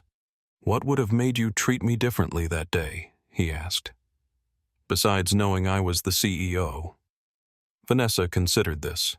If you had been wearing an expensive suit, or carrying a premium briefcase, or had the confidence of someone who flies first class regularly. She trailed off, seeming to hear what she was saying. "Which shouldn't matter. Not for basic respect." "No," Thomas agreed. "It shouldn't." The conversation continued for nearly 2 hours. Honest, occasionally uncomfortable, but remarkably free of defensiveness on all sides. Thomas wasn't interested in shame or punishment. He wanted understanding. And gradually a clearer picture emerged of how SkyDream's culture had subtly shifted over time, creating an environment where Vanessa and Greg's actions seemed reasonable rather than problematic. As they concluded, Thomas made his expectations clear. You'll both participate in the cultural renewal initiative like everyone else. You'll share your insights anonymously if you prefer about the gap between our stated values and our actual practices. And if you're willing to be part of rebuilding something better, there's a place for you at SkyDream. Relief washed visibly over their faces, though Vanessa still seemed guarded. "Why keep us?" she asked directly. "It would be easier to make us the scapegoats." "Because scapegoating is how organizations avoid addressing their real problems," Thomas replied. "And I'm not interested in easy fixes. I'm interested in actual transformation." After Vanessa and Greg departed, Thomas remained in the conference room reflecting on the conversation. Their honesty had been illuminating, confirming his core conviction that Protocol Zero wasn't about a few bad apples, but about a cultural environment that had fostered certain behaviors while discouraging others. His phone buzzed with a text from Angela. "How are you really doing?" "Not the CEO, my brother." The simple question cut through the professional facade Thomas had maintained for the past 48 hours. How was he doing? The truth was more complicated than any public statement or board presentation could capture. He was exhausted physically from the non-stop crisis management, emotionally from carrying the weight of 42,000 employees' livelihoods and thousands of shareholders' investments on his shoulders. He was resolved, certain that Protocol Zero had been the right call despite its enormous costs and the continuing criticism from some quarters. He was reflective, thinking more deeply about his mother's influence on his life and values than he had in years, reconnecting with the foundational purpose that had led him to create SkyDream in the first place. And somewhere underneath it all, he was still processing what had happened on Flight 218, the familiar sting of being seen as suspicious solely because of his appearance, the weight of having to prove his legitimacy yet again, the exhausting reality of navigating spaces where his belonging was questioned rather than assumed. Tired but sure, he texted back to Angela. "Thinking about Mama a lot. She'd say you're doing the hard right thing," came her swift reply. "Coming to town tomorrow. No arguments. You need family right now."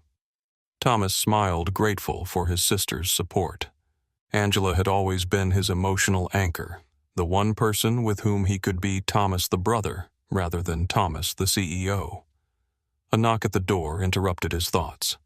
It was Hector Ramirez, tablet in hand as usual. "Ready for the midday update?" Thomas nodded, shifting back into leadership mode. "Let's hear it. Operations is on track for phased resumption starting tomorrow morning. 18,000 employees have completed their renewal sessions. Employee feedback is trending significantly positive. 85% support for Protocol Zero despite the operational disruption." "And the board?" Thomas asked. Hector's expression tightened slightly. "Mixed. Eleanor is still pushing for a faster restart and a more contained approach to the cultural issues. 3 members seem to be aligning with her position." Thomas absorbed this without surprise. A divided board was always a possibility, especially given the financial implications of Protocol Zero, and our stock still down 18% from pre-protocol levels. The hashtags are getting ugly. Fire Bennett is trending in some circles.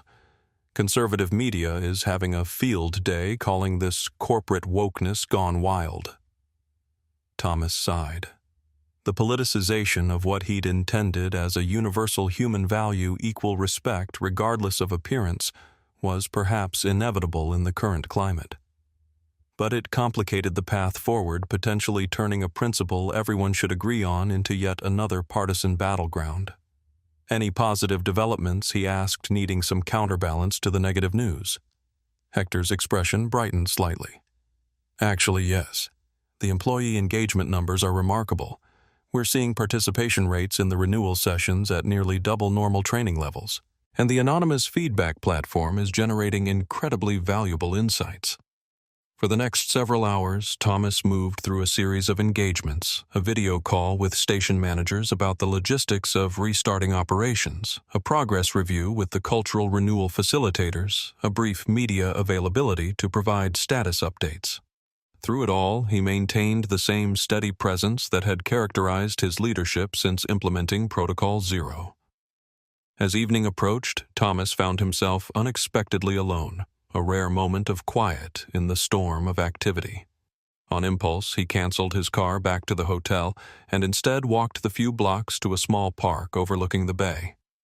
Finding an empty bench, he sat down, loosened his tie, and for the first time in 48 hours, simply breathed. The park was quiet at this hour, a few joggers, a couple walking a dog, the distant sounds of the city providing a gentle backdrop. Thomas watched the water its surface catching the last of the day's light in rippling patterns. Mr. Bennett. He looked up to see Maria Gonzalez, the junior flight attendant from Flight 218. She stood a few feet away, clearly surprised to encounter him here. Maria, he acknowledged with a nod. Please join me if you'd like. She hesitated, then sat on the far end of the bench. I didn't mean to disturb you. I live nearby and walk here sometimes after work, or, well, what would normally be work. She smiled nervously.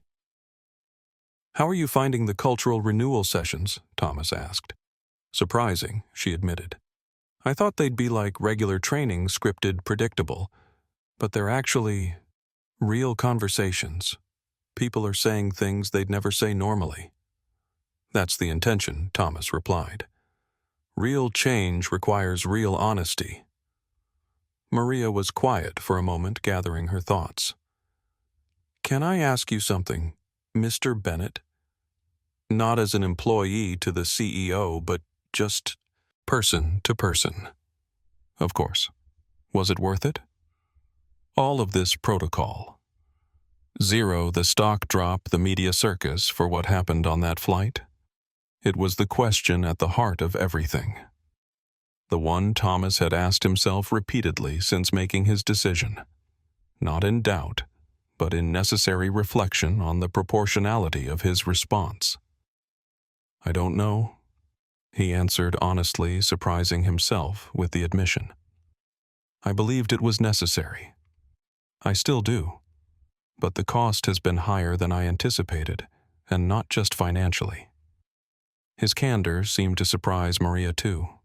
She'd probably expected a confident reaffirmation of his decision, not this moment of vulnerability. My mother used to say that respect isn't something you earn. It's something you already have, something that should be recognized rather than granted. He continued. She cleaned airport floors for 22 years and was rarely treated with the respect she deserved. When I founded SkyDream, I promised myself that everyone who interacted with our airline passengers and employees alike would experience that recognition of their inherent worth. Maria nodded slowly. I remember that from orientation. It's why I wanted to work for SkyDream specifically. But somewhere along the way, Thomas echoed, we began to confuse respect with special treatment. We began to make assumptions about who deserved recognition based on appearance rather than humanity. We didn't just drift from our founding principle, we inverted it. And that's worth halting an entire airline to correct. Maria asked, not skeptically, but genuinely curious. Thomas turned to face her directly. Let me ask you something, Maria. In the moment when Vanessa and Greg were questioning my presence in first class, you spoke up quietly, tentatively, but you did speak up. Why? She considered this. Because it felt wrong. Because I knew what they were doing wasn't about security or procedure. It was about assumptions. And I couldn't just watch it happen. Exactly, Thomas said softly. That instinct to recognize when respect is being compromised and to do something about it, that's what SkyDream was built on. That's what Protocol Zero is protecting. And yes, that's worth temporarily halting an airline to preserve. They sat in companionable silence for a few minutes, watching the fading light play across the water. Finally, Maria stood to continue her walk. Thank you, Mr. Bennett. for the conversation, but also for doing this, for showing that some things matter more than business as usual.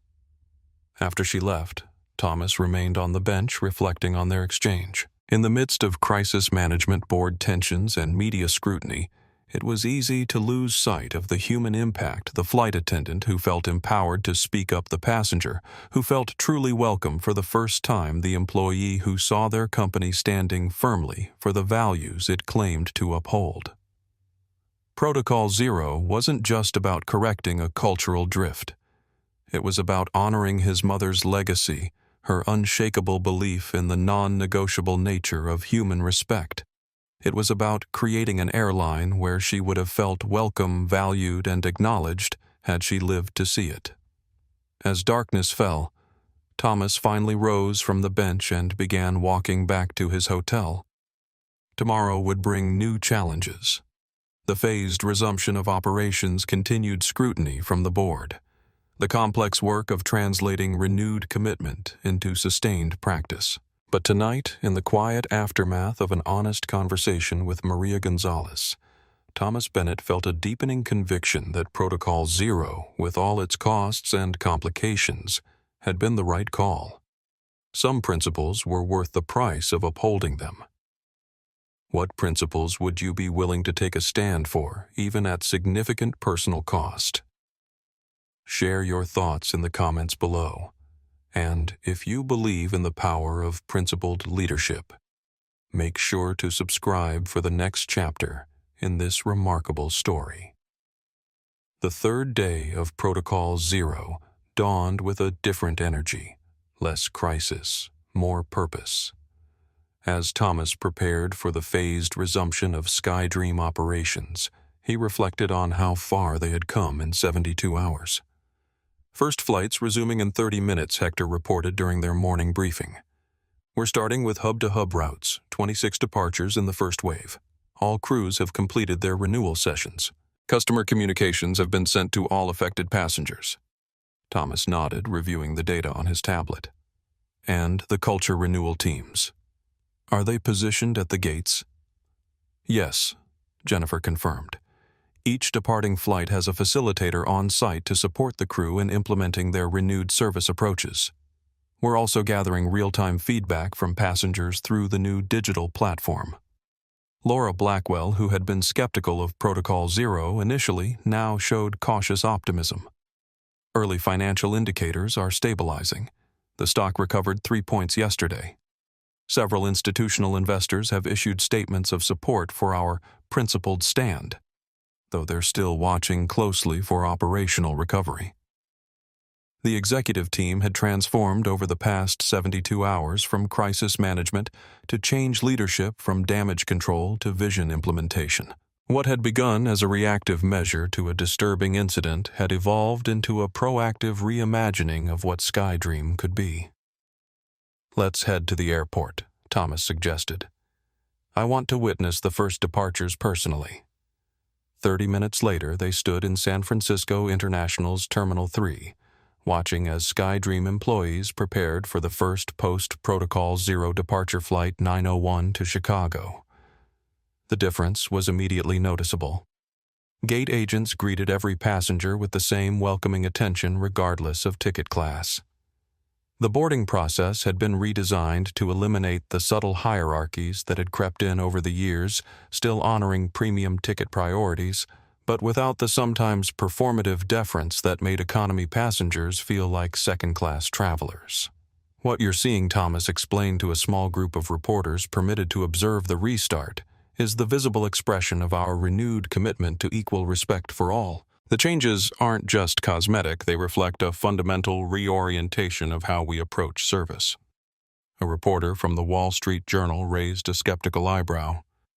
But first-class passengers still board first, still get better seats, still receive premium meals. How is this actually different? The difference, Thomas replied, is that the amenities associated with higher fares are no longer conflated with basic human worth. Yes, a first-class ticket gets you more space, better food, priority boarding, things you pay for. but the fundamental respect with which you're treated, the assumption of belonging, the basic humanity of the interaction that's not tiered. That's universal. On board the aircraft, Vanessa Thompson was serving as lead flight attendant, a deliberate decision that had raised eyebrows among those who expected her to be fired after Flight 218. Instead, she had become a central voice in the renewal process, sharing insights about the unwritten rules and unspoken assumptions that had shaped crew behavior. Her transformation, however, was far from complete. As Thomas observed her interactions with passengers during boarding, he noted moments of tension and uncertainty. The easy confidence of her previous approach had been replaced by a more cautious, deliberate manner. When a casually dressed passenger took his seat in first class, Thomas saw her momentary hesitation, the old instinct to assess and question briefly surfacing before she consciously redirected herself. "Welcome aboard," she greeted Thomas as he performed a final walkthrough before departure. The transformation in her demeanor wasn't about deference to the CEO she now recognized, but about a genuine struggle to reshape ingrained behaviors. "How are you feeling about today?" Thomas asked. "Nervous," she admitted, "but also clearer. Like I finally understand what SkyDream is actually about, not just what we say we're about." She paused, then added with unexpected candor, "I still catch myself making the same assessments, though. It's not easy to rewire patterns that have been reinforced for years." "That's honest," Thomas acknowledged. "And that's exactly what this renewal process is about, recognizing those patterns rather than denying they exist." As the first wave of flights departed successfully, Thomas returned to headquarters for the final executive briefing of the operational pause. The atmosphere in the conference room reflected the journey of the past 72 hours, from crisis to opportunity, from defensive reaction to affirmative recommitment. "Let's review what we've accomplished," Thomas began. "Not just the operational restart, but the fundamental changes we've implemented." Hector pulled up a dashboard showing the comprehensive changes developed during the pause service redesign. Every customer interaction had been reviewed and refined to ensure consistent respect across all touchpoints. Scripts had been eliminated in favor of authentic engagement principles. Performance metrics now emphasized quality of interaction rather than just efficiency. Feedback mechanisms. A new real-time feedback system allowed passengers to share their experiences anonymously with special attention to respect-related concerns. Unlike traditional surveys focused primarily on satisfaction, this system specifically tracked whether passengers felt acknowledged, welcomed, and valued. Training transformation. The entire training program had been rebuilt from first principles, emphasizing not just procedures, but the philosophical underpinnings of SkyDream's approach to service. New employees would understand not just what to do, but why it mattered. Accountability systems. Clear pathways had been established for reporting respect violations with protection for both passengers and employees who raised concerns. Regular cultural audits would ensure continued alignment between stated values and actual practices. Compensation alignment. Performance bonuses now included specific metrics related to equal respect in service, ensuring that financial incentives matched cultural expectations. These changes represent just the beginning, Thomas emphasized. True cultural transformation isn't achieved in 3 days. What we've done is reset our foundation and established mechanisms to maintain our alignment moving forward. Jennifer presented the communications plan for the next phase. "We're framing this not as the end of Protocol Zero, but as the beginning of SkyDream 2.0. The message is forward-looking, not dwelling on what went wrong, but celebrating what comes next." Laura provided the financial update. "We're projecting full operational recovery within 7 days. The direct cost of the pause came in slightly under our initial estimate, $32 million versus the projected $35. Long-term impact remains to be seen, but early booking patterns show minimal disruption." As the briefing concluded, a call came in from Eleanor Wright. Thomas put it on speaker. Eleanor, you're with the executive team. What's the board's perspective on our restart? Cautiously optimistic, she replied, her tone warmer than in previous conversations. The operational resumption appears to be proceeding smoothly.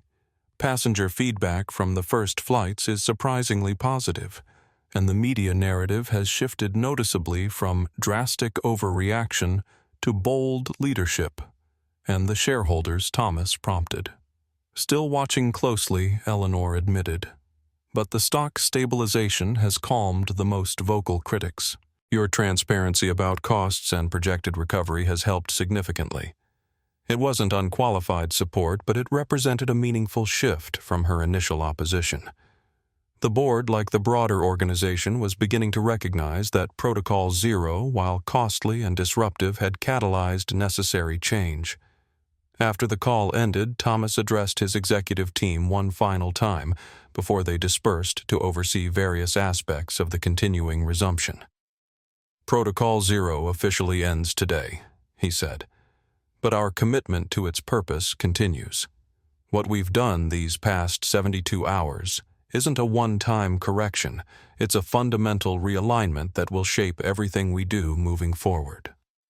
The team nodded in understanding and agreement, even Laura, whose initial fiscal concerns had given way to recognition of the long-term value of cultural integrity. As they departed, Hector lingered behind. Thomas, there's something else you should see. He handed over his tablet, displaying a social media trend that had emerged over the past 24 hours. Respect, pledge. Companies across industries, not just airlines, but hotels, retail chains, tech firms, were publicly committing to examine their own practices around respect and worth. Protocol Zero is transcending SkyDream, Hector observed. It's becoming a model for institutional courage for organizations willing to pause, reflect, and realign when they discover a gap between their stated values and their actual practices. Thomas scrolled through the posts, recognizing the broader impact of what had begun as a response to a single incident on a single flight. This was never just about SkyDream, he said quietly. It was about something more universal, the recognition that equal respect isn't a premium amenity, but a basic human right. Later that afternoon, Thomas visited SkyDream's training center, where new employees were experiencing the redesigned orientation program. Rather than beginning with procedures and policies, the session opened with a simple question. What does respect mean to you? The facilitator noticed Thomas at the back of the room and invited him forward. Would you share what respect means to SkyDream, Mr. Bennett? Thomas hadn't planned to speak, but the question resonated with everything that had transpired over the past 72 hours. He moved to the front of the room, looking out at the faces of new employees, the future of SkyDream. Respect isn't something we give to our passengers, he began. It's something we recognize in them, something that's already there, inherent in their humanity. Our job isn't to grant respect selectively based on ticket class or appearance or status. Our job is to create an environment where that existing worth is acknowledged, valued, and celebrated. He paused, reflecting on his mother's influence. My mother cleaned airport floors for 22 years. She watched thousands of planes take off, but never had the chance to board one herself. When I founded this airline, I promised that we would create a different kind of flying experience, one where every person, regardless of background or appearance, would be treated with the respect they inherently deserve. The room was silent, every new employee engaged with Thomas's words. Protocol Zero was necessary because we had drifted from that founding promise. But what emerges from these past 72 hours isn't just a corrected SkyDream, it's a renewed SkyDream, one that doesn't just say it values equal respect, but actually embeds that value in every aspect of our operation. As Thomas concluded his impromptu remarks, he noticed something unexpected. Maria Gonzalez, standing at the back of the room, now wearing a trainer's badge rather than a flight attendant's uniform. After the session, he approached her. A new role, Maria. She smiled more confident than she had been in the park 2 days earlier. Cultural Renewal Team. They asked me to help train new employees on recognizing and addressing respect issues in real time. Apparently, speaking up on Flight 218 even belatedly qualified me for the position. "It's perfect," Thomas said sincerely. The quiet voices are often the most important ones, the ones who see clearly but need encouragement to speak. As Thomas prepared to depart for his next engagement, his phone rang Angela arriving at the airport. "Just landed," she reported. And guess what? The gate agent who greeted me was actually looking me in the eye, actually present in the interaction. "Whatever you did these past 3 days, it's working." Thomas smiled, feeling a moment of genuine satisfaction amid the continuing challenges. "There's still a long way to go," he cautioned. "Cultural change isn't achieved in 72 hours. No, Angela agreed, but courage is demonstrated in moments. And from what I'm seeing and hearing, you've shown the kind of courage that changes more than just an airline." That evening, as SkyDream's operations continued their phased resumption across the country, Thomas Bennett stood at the window of his office, watching planes bearing the company's logo take to the skies once more. Each represented not just a successful restart, but a renewed commitment to the principle upon which SkyDream had been founded: equal respect for all. The costs had been substantial financially, operationally, even personally, as Thomas had weathered criticism and scrutiny. The division his decision had created, cast by some as heroic leadership and others as woke posturing, troubled him deeply. What he had intended as a universal human value had become yet another battleground in an increasingly polarized culture. Yet as he observed the aircraft ascending into the evening sky, Thomas Bennett knew one thing with absolute certainty: some principles were non-negotiable. Some promises needed to be kept, especially when doing so was difficult. As twilight deepened, Thomas remembered his mother's words from long ago. "Just once, I want to fly," in grounding an entire airline to protect the equal respect of every passenger. Thomas Bennett had honored not just his mother's dream of flight, but her deeper legacy, the unwavering belief that every person deserves to be treated with respect, regardless of who they are or how they appear. SkyDream was flying again, and this time it was truly living up to its name. What values or principles do you believe are worth standing up for, even at significant personal or professional cost? Share your thoughts in the comments below, and don't forget to subscribe for more stories that explore courage, leadership, and human dignity. Respect isn't just a policy, it's a practice.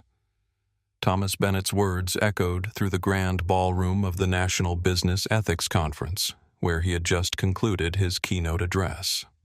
1 month after Protocol Zero, the SkyDream CEO had been invited to share the story that had transformed not just an airline, but sparked a broader conversation about corporate values and institutional courage. The standing ovation that followed wasn't just polite recognition, it was an acknowledgement of something rare in corporate leadership: the willingness to place principle above profit, even at significant cost. As Thomas stepped away from the podium, a familiar face approached Sarah Anderson, the HR consultant who had witnessed and recorded the original incident on Flight 218. "I've been following SkyDream's journey closely," she said, extending her hand. "What you've built over the past month is remarkable." Thomas accepted the handshake with a smile. "We're still building it. Cultural change is a continuous process, not a one-time event. That's precisely why it's working," Sarah observed. "Most companies treat these issues as PR problems to be managed rather than cultural challenges to be addressed. They moved toward the reception area where business leaders from across industries mingled over coffee and conversation. Many nodded respectfully as Thomas passed. Others approached with questions about specific aspects of SkyDream's cultural renewal initiative. The airline's approach had become something of a case study in authentic organizational transformation. Mr. Bennett called a voice from behind. Thomas turned to see William Crawford, the skeptical first-class passenger from Flight 218 who had questioned the proportionality of Protocol Zero. "I didn't expect to see you here. I'm speaking on a panel about shareholder value and ethical leadership," Crawford explained, "and I owe you an apology. I thought you were overreacting that day. I was wrong." The admission was clearly not easy for Crawford, a successful executive accustomed to being right. Thomas appreciated the humility it represented. "What changed your mind?" he asked. "I flew SkyDream last week," Crawford replied. "I've been a platinum member for years, but this was the first time I actually felt like I was experiencing the airline you originally set out to build. The difference was palpable." Thomas nodded, understanding exactly what Crawford meant. In the month since Protocol Zero, SkyDream had meticulously implemented the changes developed during those intensive 72 hours. The results were increasingly evident not just in passenger feedback, but in employee engagement, operational metrics, and even financial performance. The conversation with Crawford was interrupted by a text from Hector Flight 218, ready for your review. Same route, same crew. Transformation remarkable. Thomas excused himself, promising to continue the conversation with Crawford later. This flight review was one he had been particularly interested in, a deliberate recreation of the conditions that had triggered Protocol Zero, now being used as a measure of how far SkyDream had come. In a private conference room, Thomas connected to the secure feed. Flight 218 San Francisco to New York was midway through its journey. The same crew, including Vanessa Thompson and Greg Sullivan, was serving a diverse mix of passengers. But the dynamics couldn't have been more different. Vanessa moved through the cabin with a transformed presence, attentive to each passenger regardless of appearance or ticket class, her interactions authentic rather than performative. Greg, who had struggled more with the cultural shift, was nonetheless demonstrating a new awareness in his service approach. Most striking was a scene at the front of first class. A young black woman in casual clothes was being served with exactly the same respect and attentiveness as the silver-haired executive beside her. No questioning glances, no subtle scrutiny, no unspoken implications about belonging. Thomas watched for several minutes, noting the natural flow of the service, the absence of the hierarchical dynamics that had once characterized SkyDream's premium cabins. This wasn't performance for the camera. It was authentic cultural change manifested in daily practice. Yet even as he observed these positive changes, Thomas couldn't ignore the personal toll Protocol Zero had taken. The past month had been the most challenging of his career, not just professionally, but physically and emotionally as well. His phone buzzed again, this time with SkyDream's daily performance dashboard. Thomas scanned the metrics with satisfaction. Customer Respect Score, the new feedback metric tracking passengers' sense of being valued. 92% positive, up from 74% pre-protocol.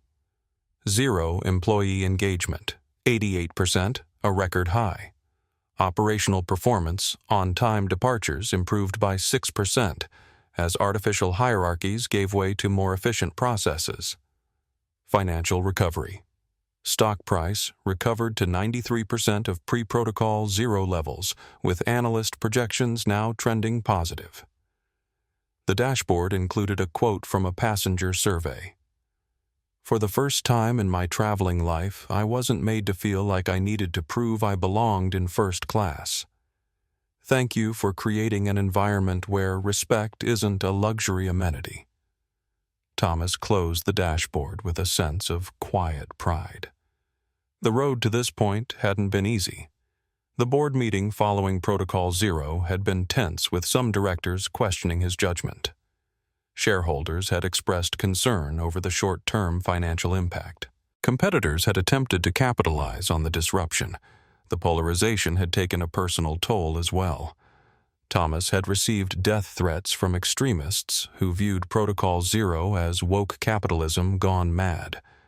Conservative media figures had called for boycotts of SkyDream, while progressive activists had sometimes weaponized the airline's stance in ways that made Thomas uncomfortable. What he had intended as a universal human value equal respect regardless of appearance had been subsumed into broader culture war narratives. He rubbed his eyes, feeling the fatigue of the past month. His doctor had warned him about his blood pressure and stress levels. Angela had noted with concern that he'd lost weight and wasn't sleeping well.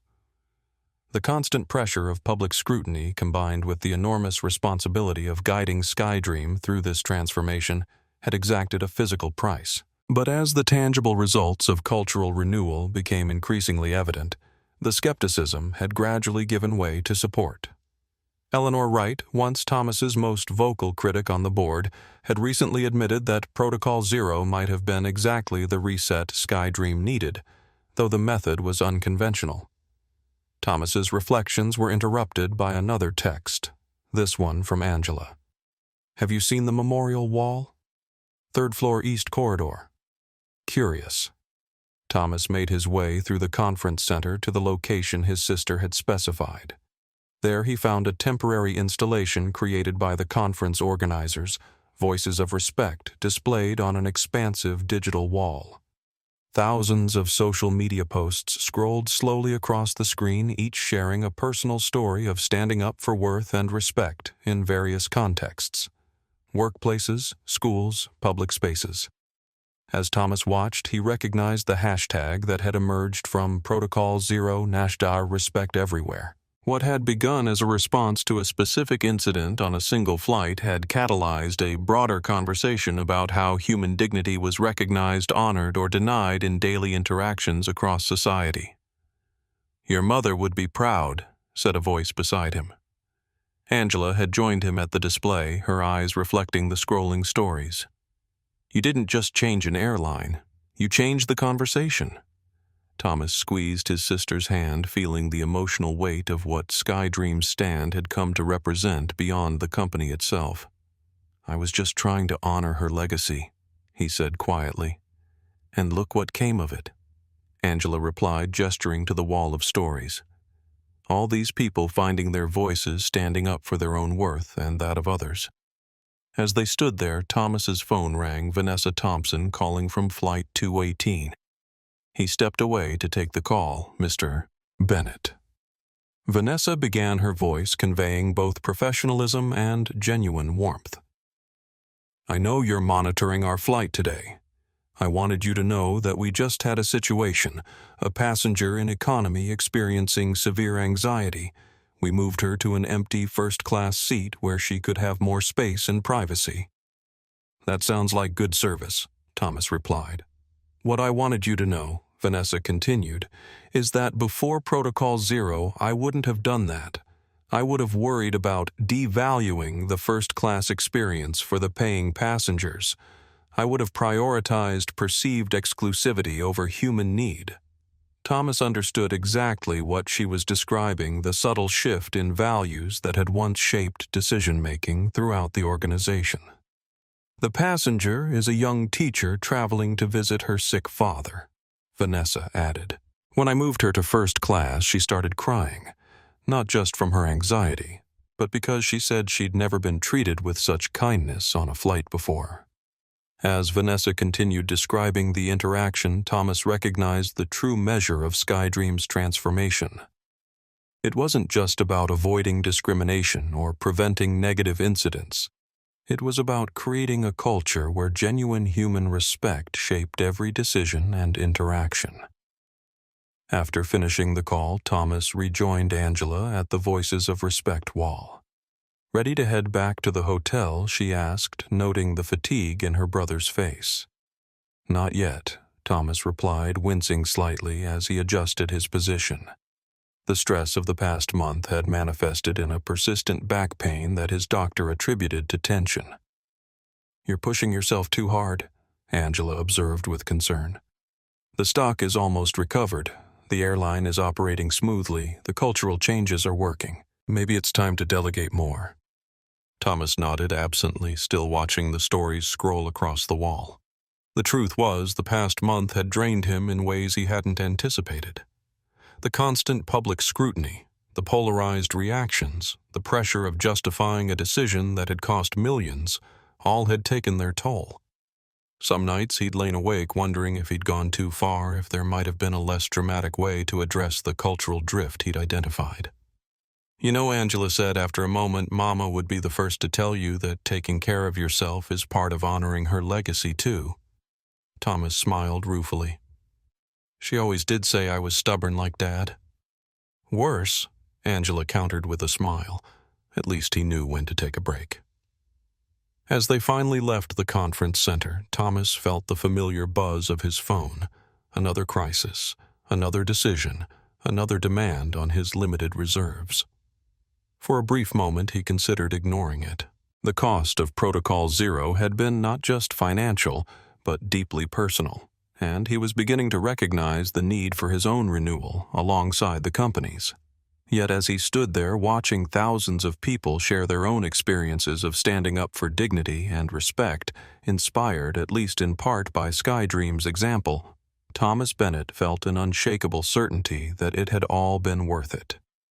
Some principles transcended business calculations. Some values were worth defending even at significant cost. And the recognition of human dignity wasn't a luxury to be selectively extended, but a fundamental right to be universally honored.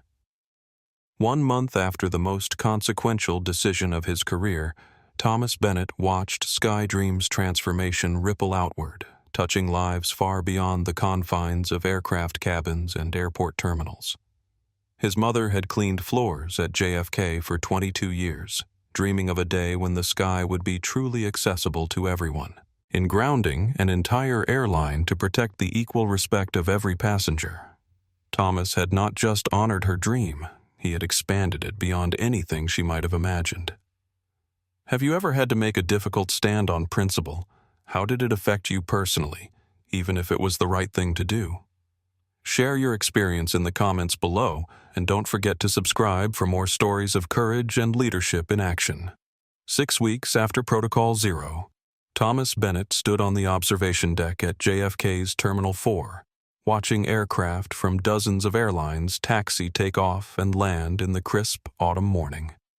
This was where his mother had worked for 2 decades, where she had paused each night to watch planes she would never board, where the dream of SkyDream had first taken root in her son's imagination.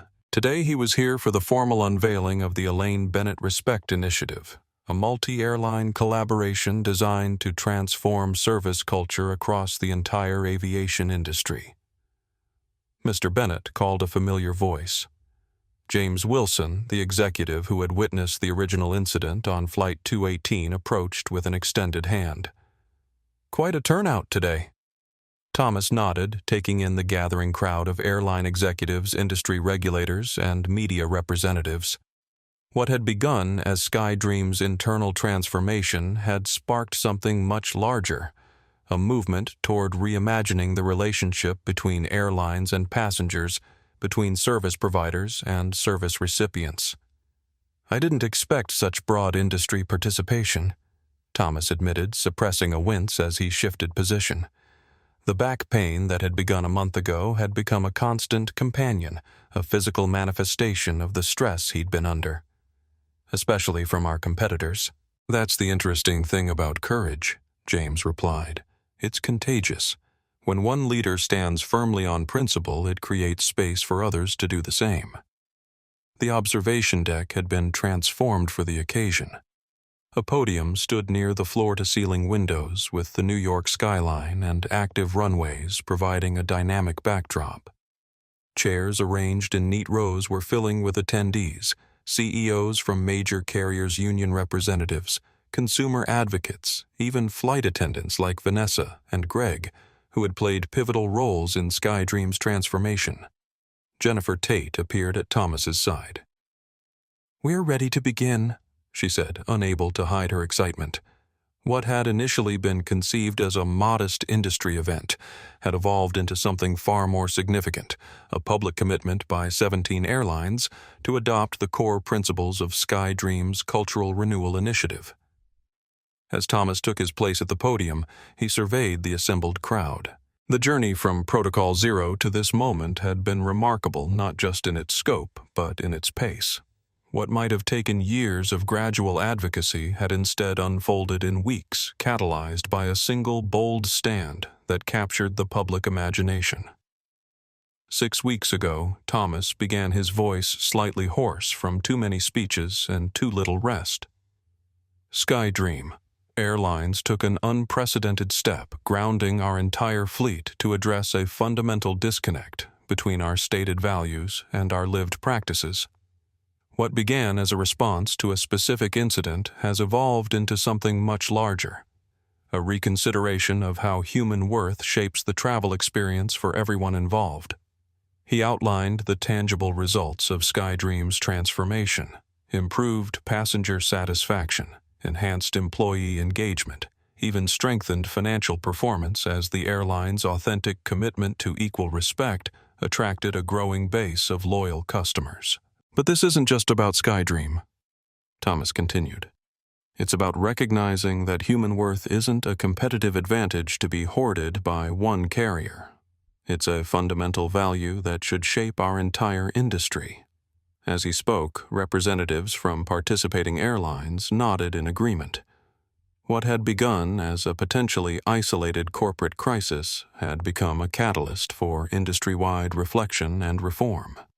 The Elaine Bennett Respect Initiative, named for Thomas's mother, would establish shared standards, collaborative training approaches, and mutual accountability mechanisms across participating carriers.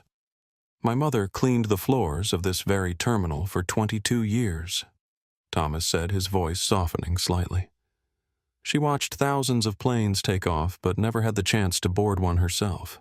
When I founded SkyDream, I promised that we would create a different kind of flying experience, one where every person, regardless of background or appearance, would be treated with the respect they inherently deserve. He gestured toward the active runways visible through the windows behind him. Today, that promise expands beyond a single airline to encompass a vision for the entire industry. The Elaine Bennett Respect Initiative isn't just about preventing negative experiences. It's about creating consistently positive ones grounded in the recognition of every passenger's inherent worth. As Thomas concluded his remarks, the ceremony transitioned to the formal signing of the initiative's founding document. One by one, representatives from participating airlines approached the podium, adding their signatures to a commitment that would reshape training protocols, service standards, and accountability mechanisms across much of the global aviation industry. The media captured each signature, broadcasting the event live across multiple platforms. Social media buzzed with commentary, the majority supportive of this visible commitment to industry-wide change. Yet beneath the public success of the initiative, Thomas was privately grappling with the aftermath of his decision.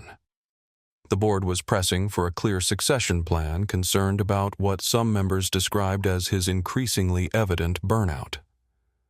His doctor had been blunt during his last checkup.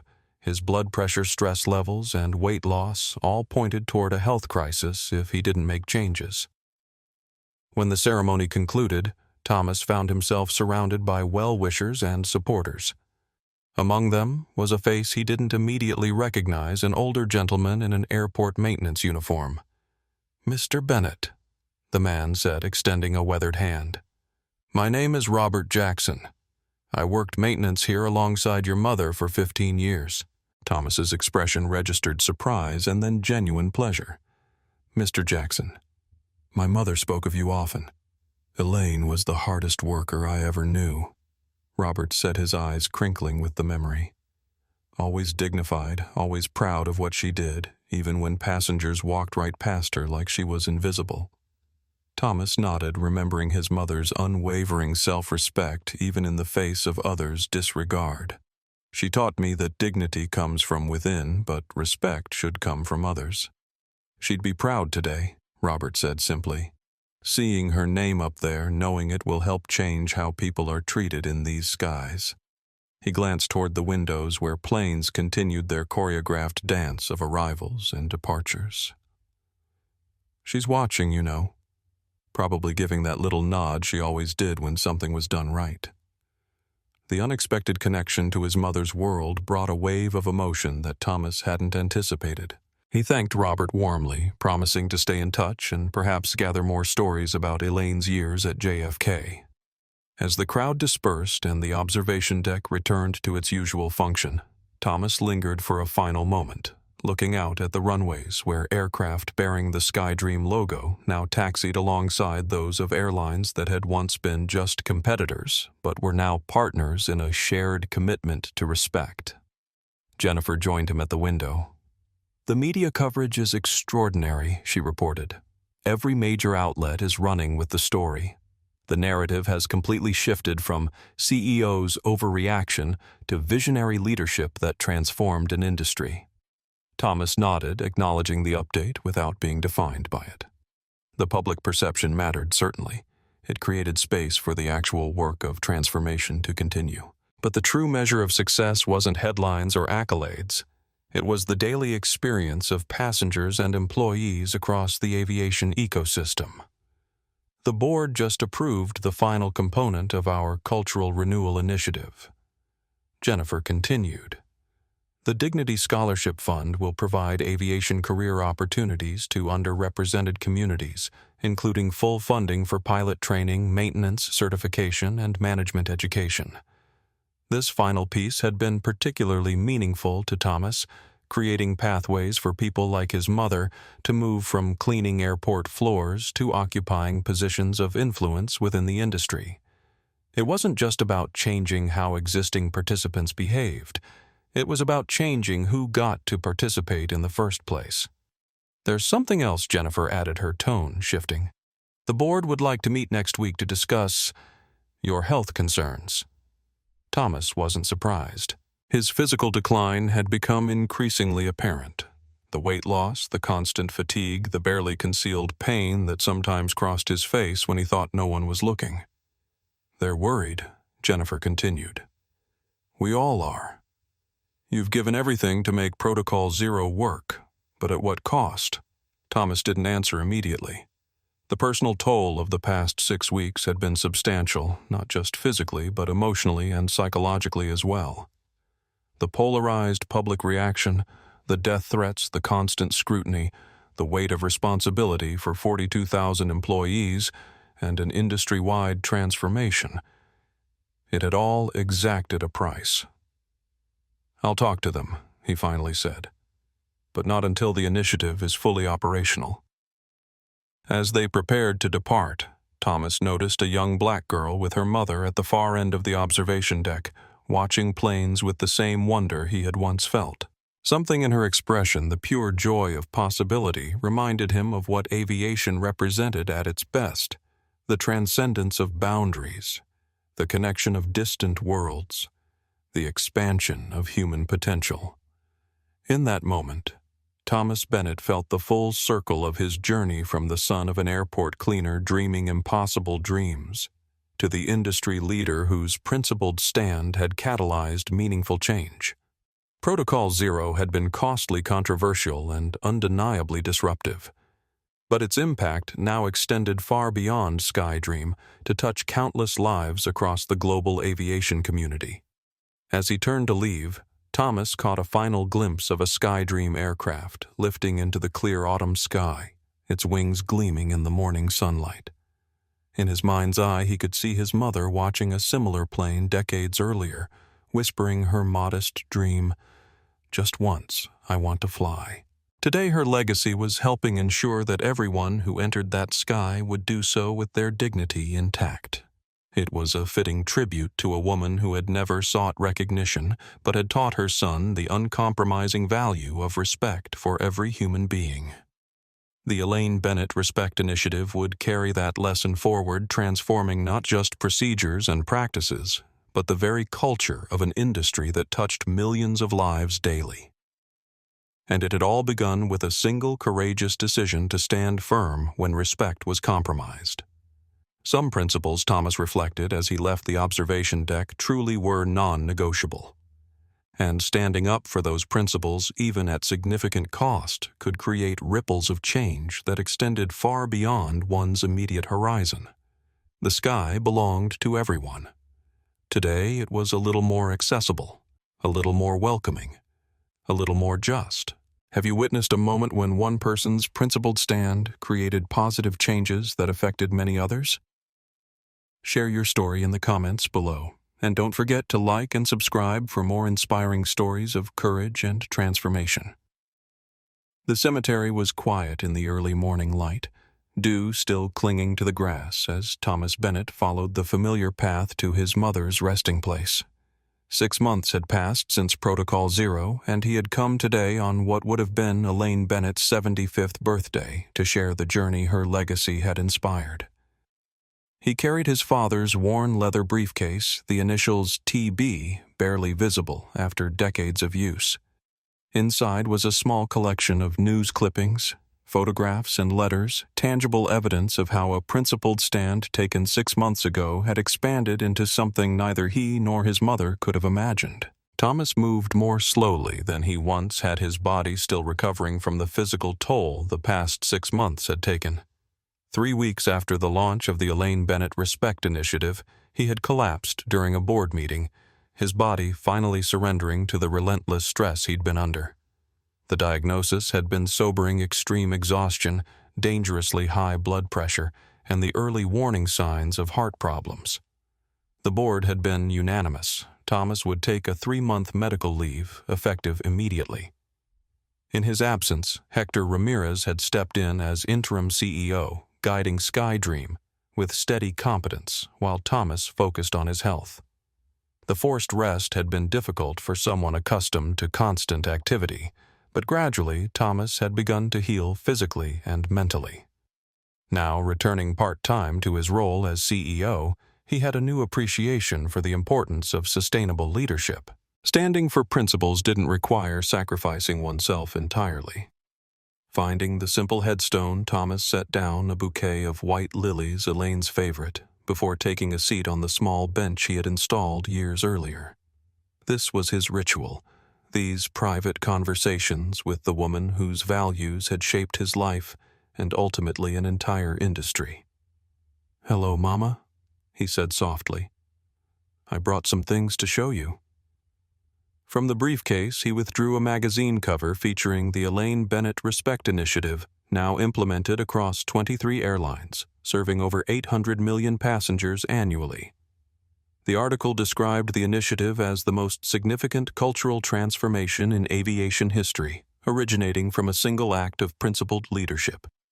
"Your name is on training materials in airports around the world," Thomas said with quiet pride. "Flight attendants in Tokyo, ground staff in London, pilots in Dubai. They all learn about respect through a program bearing your name." He shared more updates, passenger testimonials about transformed travel experiences, statistics showing improved satisfaction across all demographics.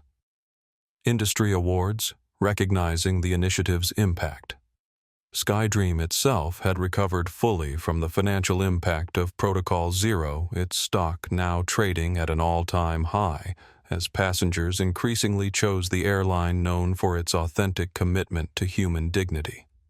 "Remember when you told me that respect isn't something given but something recognized?" Thomas continued. "That lesson changed more than just an airline mama. It changed how millions of people experience travel. And it all started because you taught me that some principles are non-negotiable."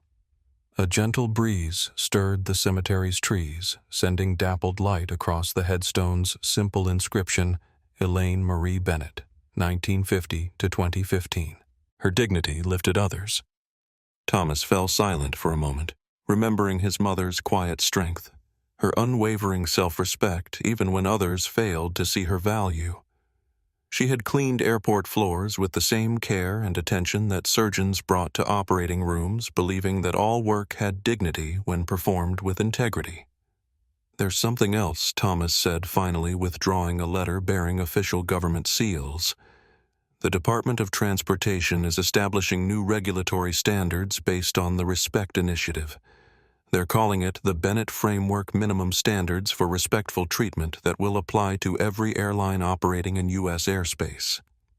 The policy implications of Protocol Zero had extended far beyond voluntary corporate commitments to reshape the regulatory environment itself. What had begun as one CEO's principled stand in a first-class cabin had evolved into structural change affecting an entire industry. But the most meaningful impact wasn't captured in regulations or statistics or corporate initiatives. It lived in the daily experiences of individuals who no longer had to prove they belonged in spaces they had every right to occupy. Thomas shared one final item from his briefcase, a handwritten letter from a young black girl who had flown for the first time on SkyDream. "The flight attendant made me feel special," she had written. "Not because I got special treatment, but because she treated me like I mattered just as much as everyone else." "That's your legacy," Mama Thomas said softly, his voice catching slightly. "Not just in programs or policies or principles, but in moments like these, when someone who might once have been made to feel they didn't belong, instead feels fully welcomed." As morning sunlight strengthened around him, Thomas thought about the journey of the past 6 months. Protocol Zero had been the most controversial decision of his career, grounding an entire airline over what some had dismissed as a single unfortunate incident. The financial costs had been substantial, the organizational disruption significant, the public scrutiny intense. Yet from that moment of institutional courage had emerged something remarkable, not just a reformed airline, but a transformed industry. Not just improved procedures, but elevated standards. Not just better service, but deeper respect for the inherent dignity of every traveler.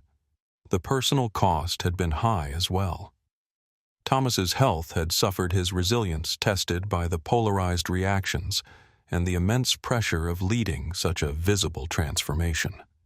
The path back to wellness had been gradual, requiring a fundamental reassessment of his approach to leadership and life itself.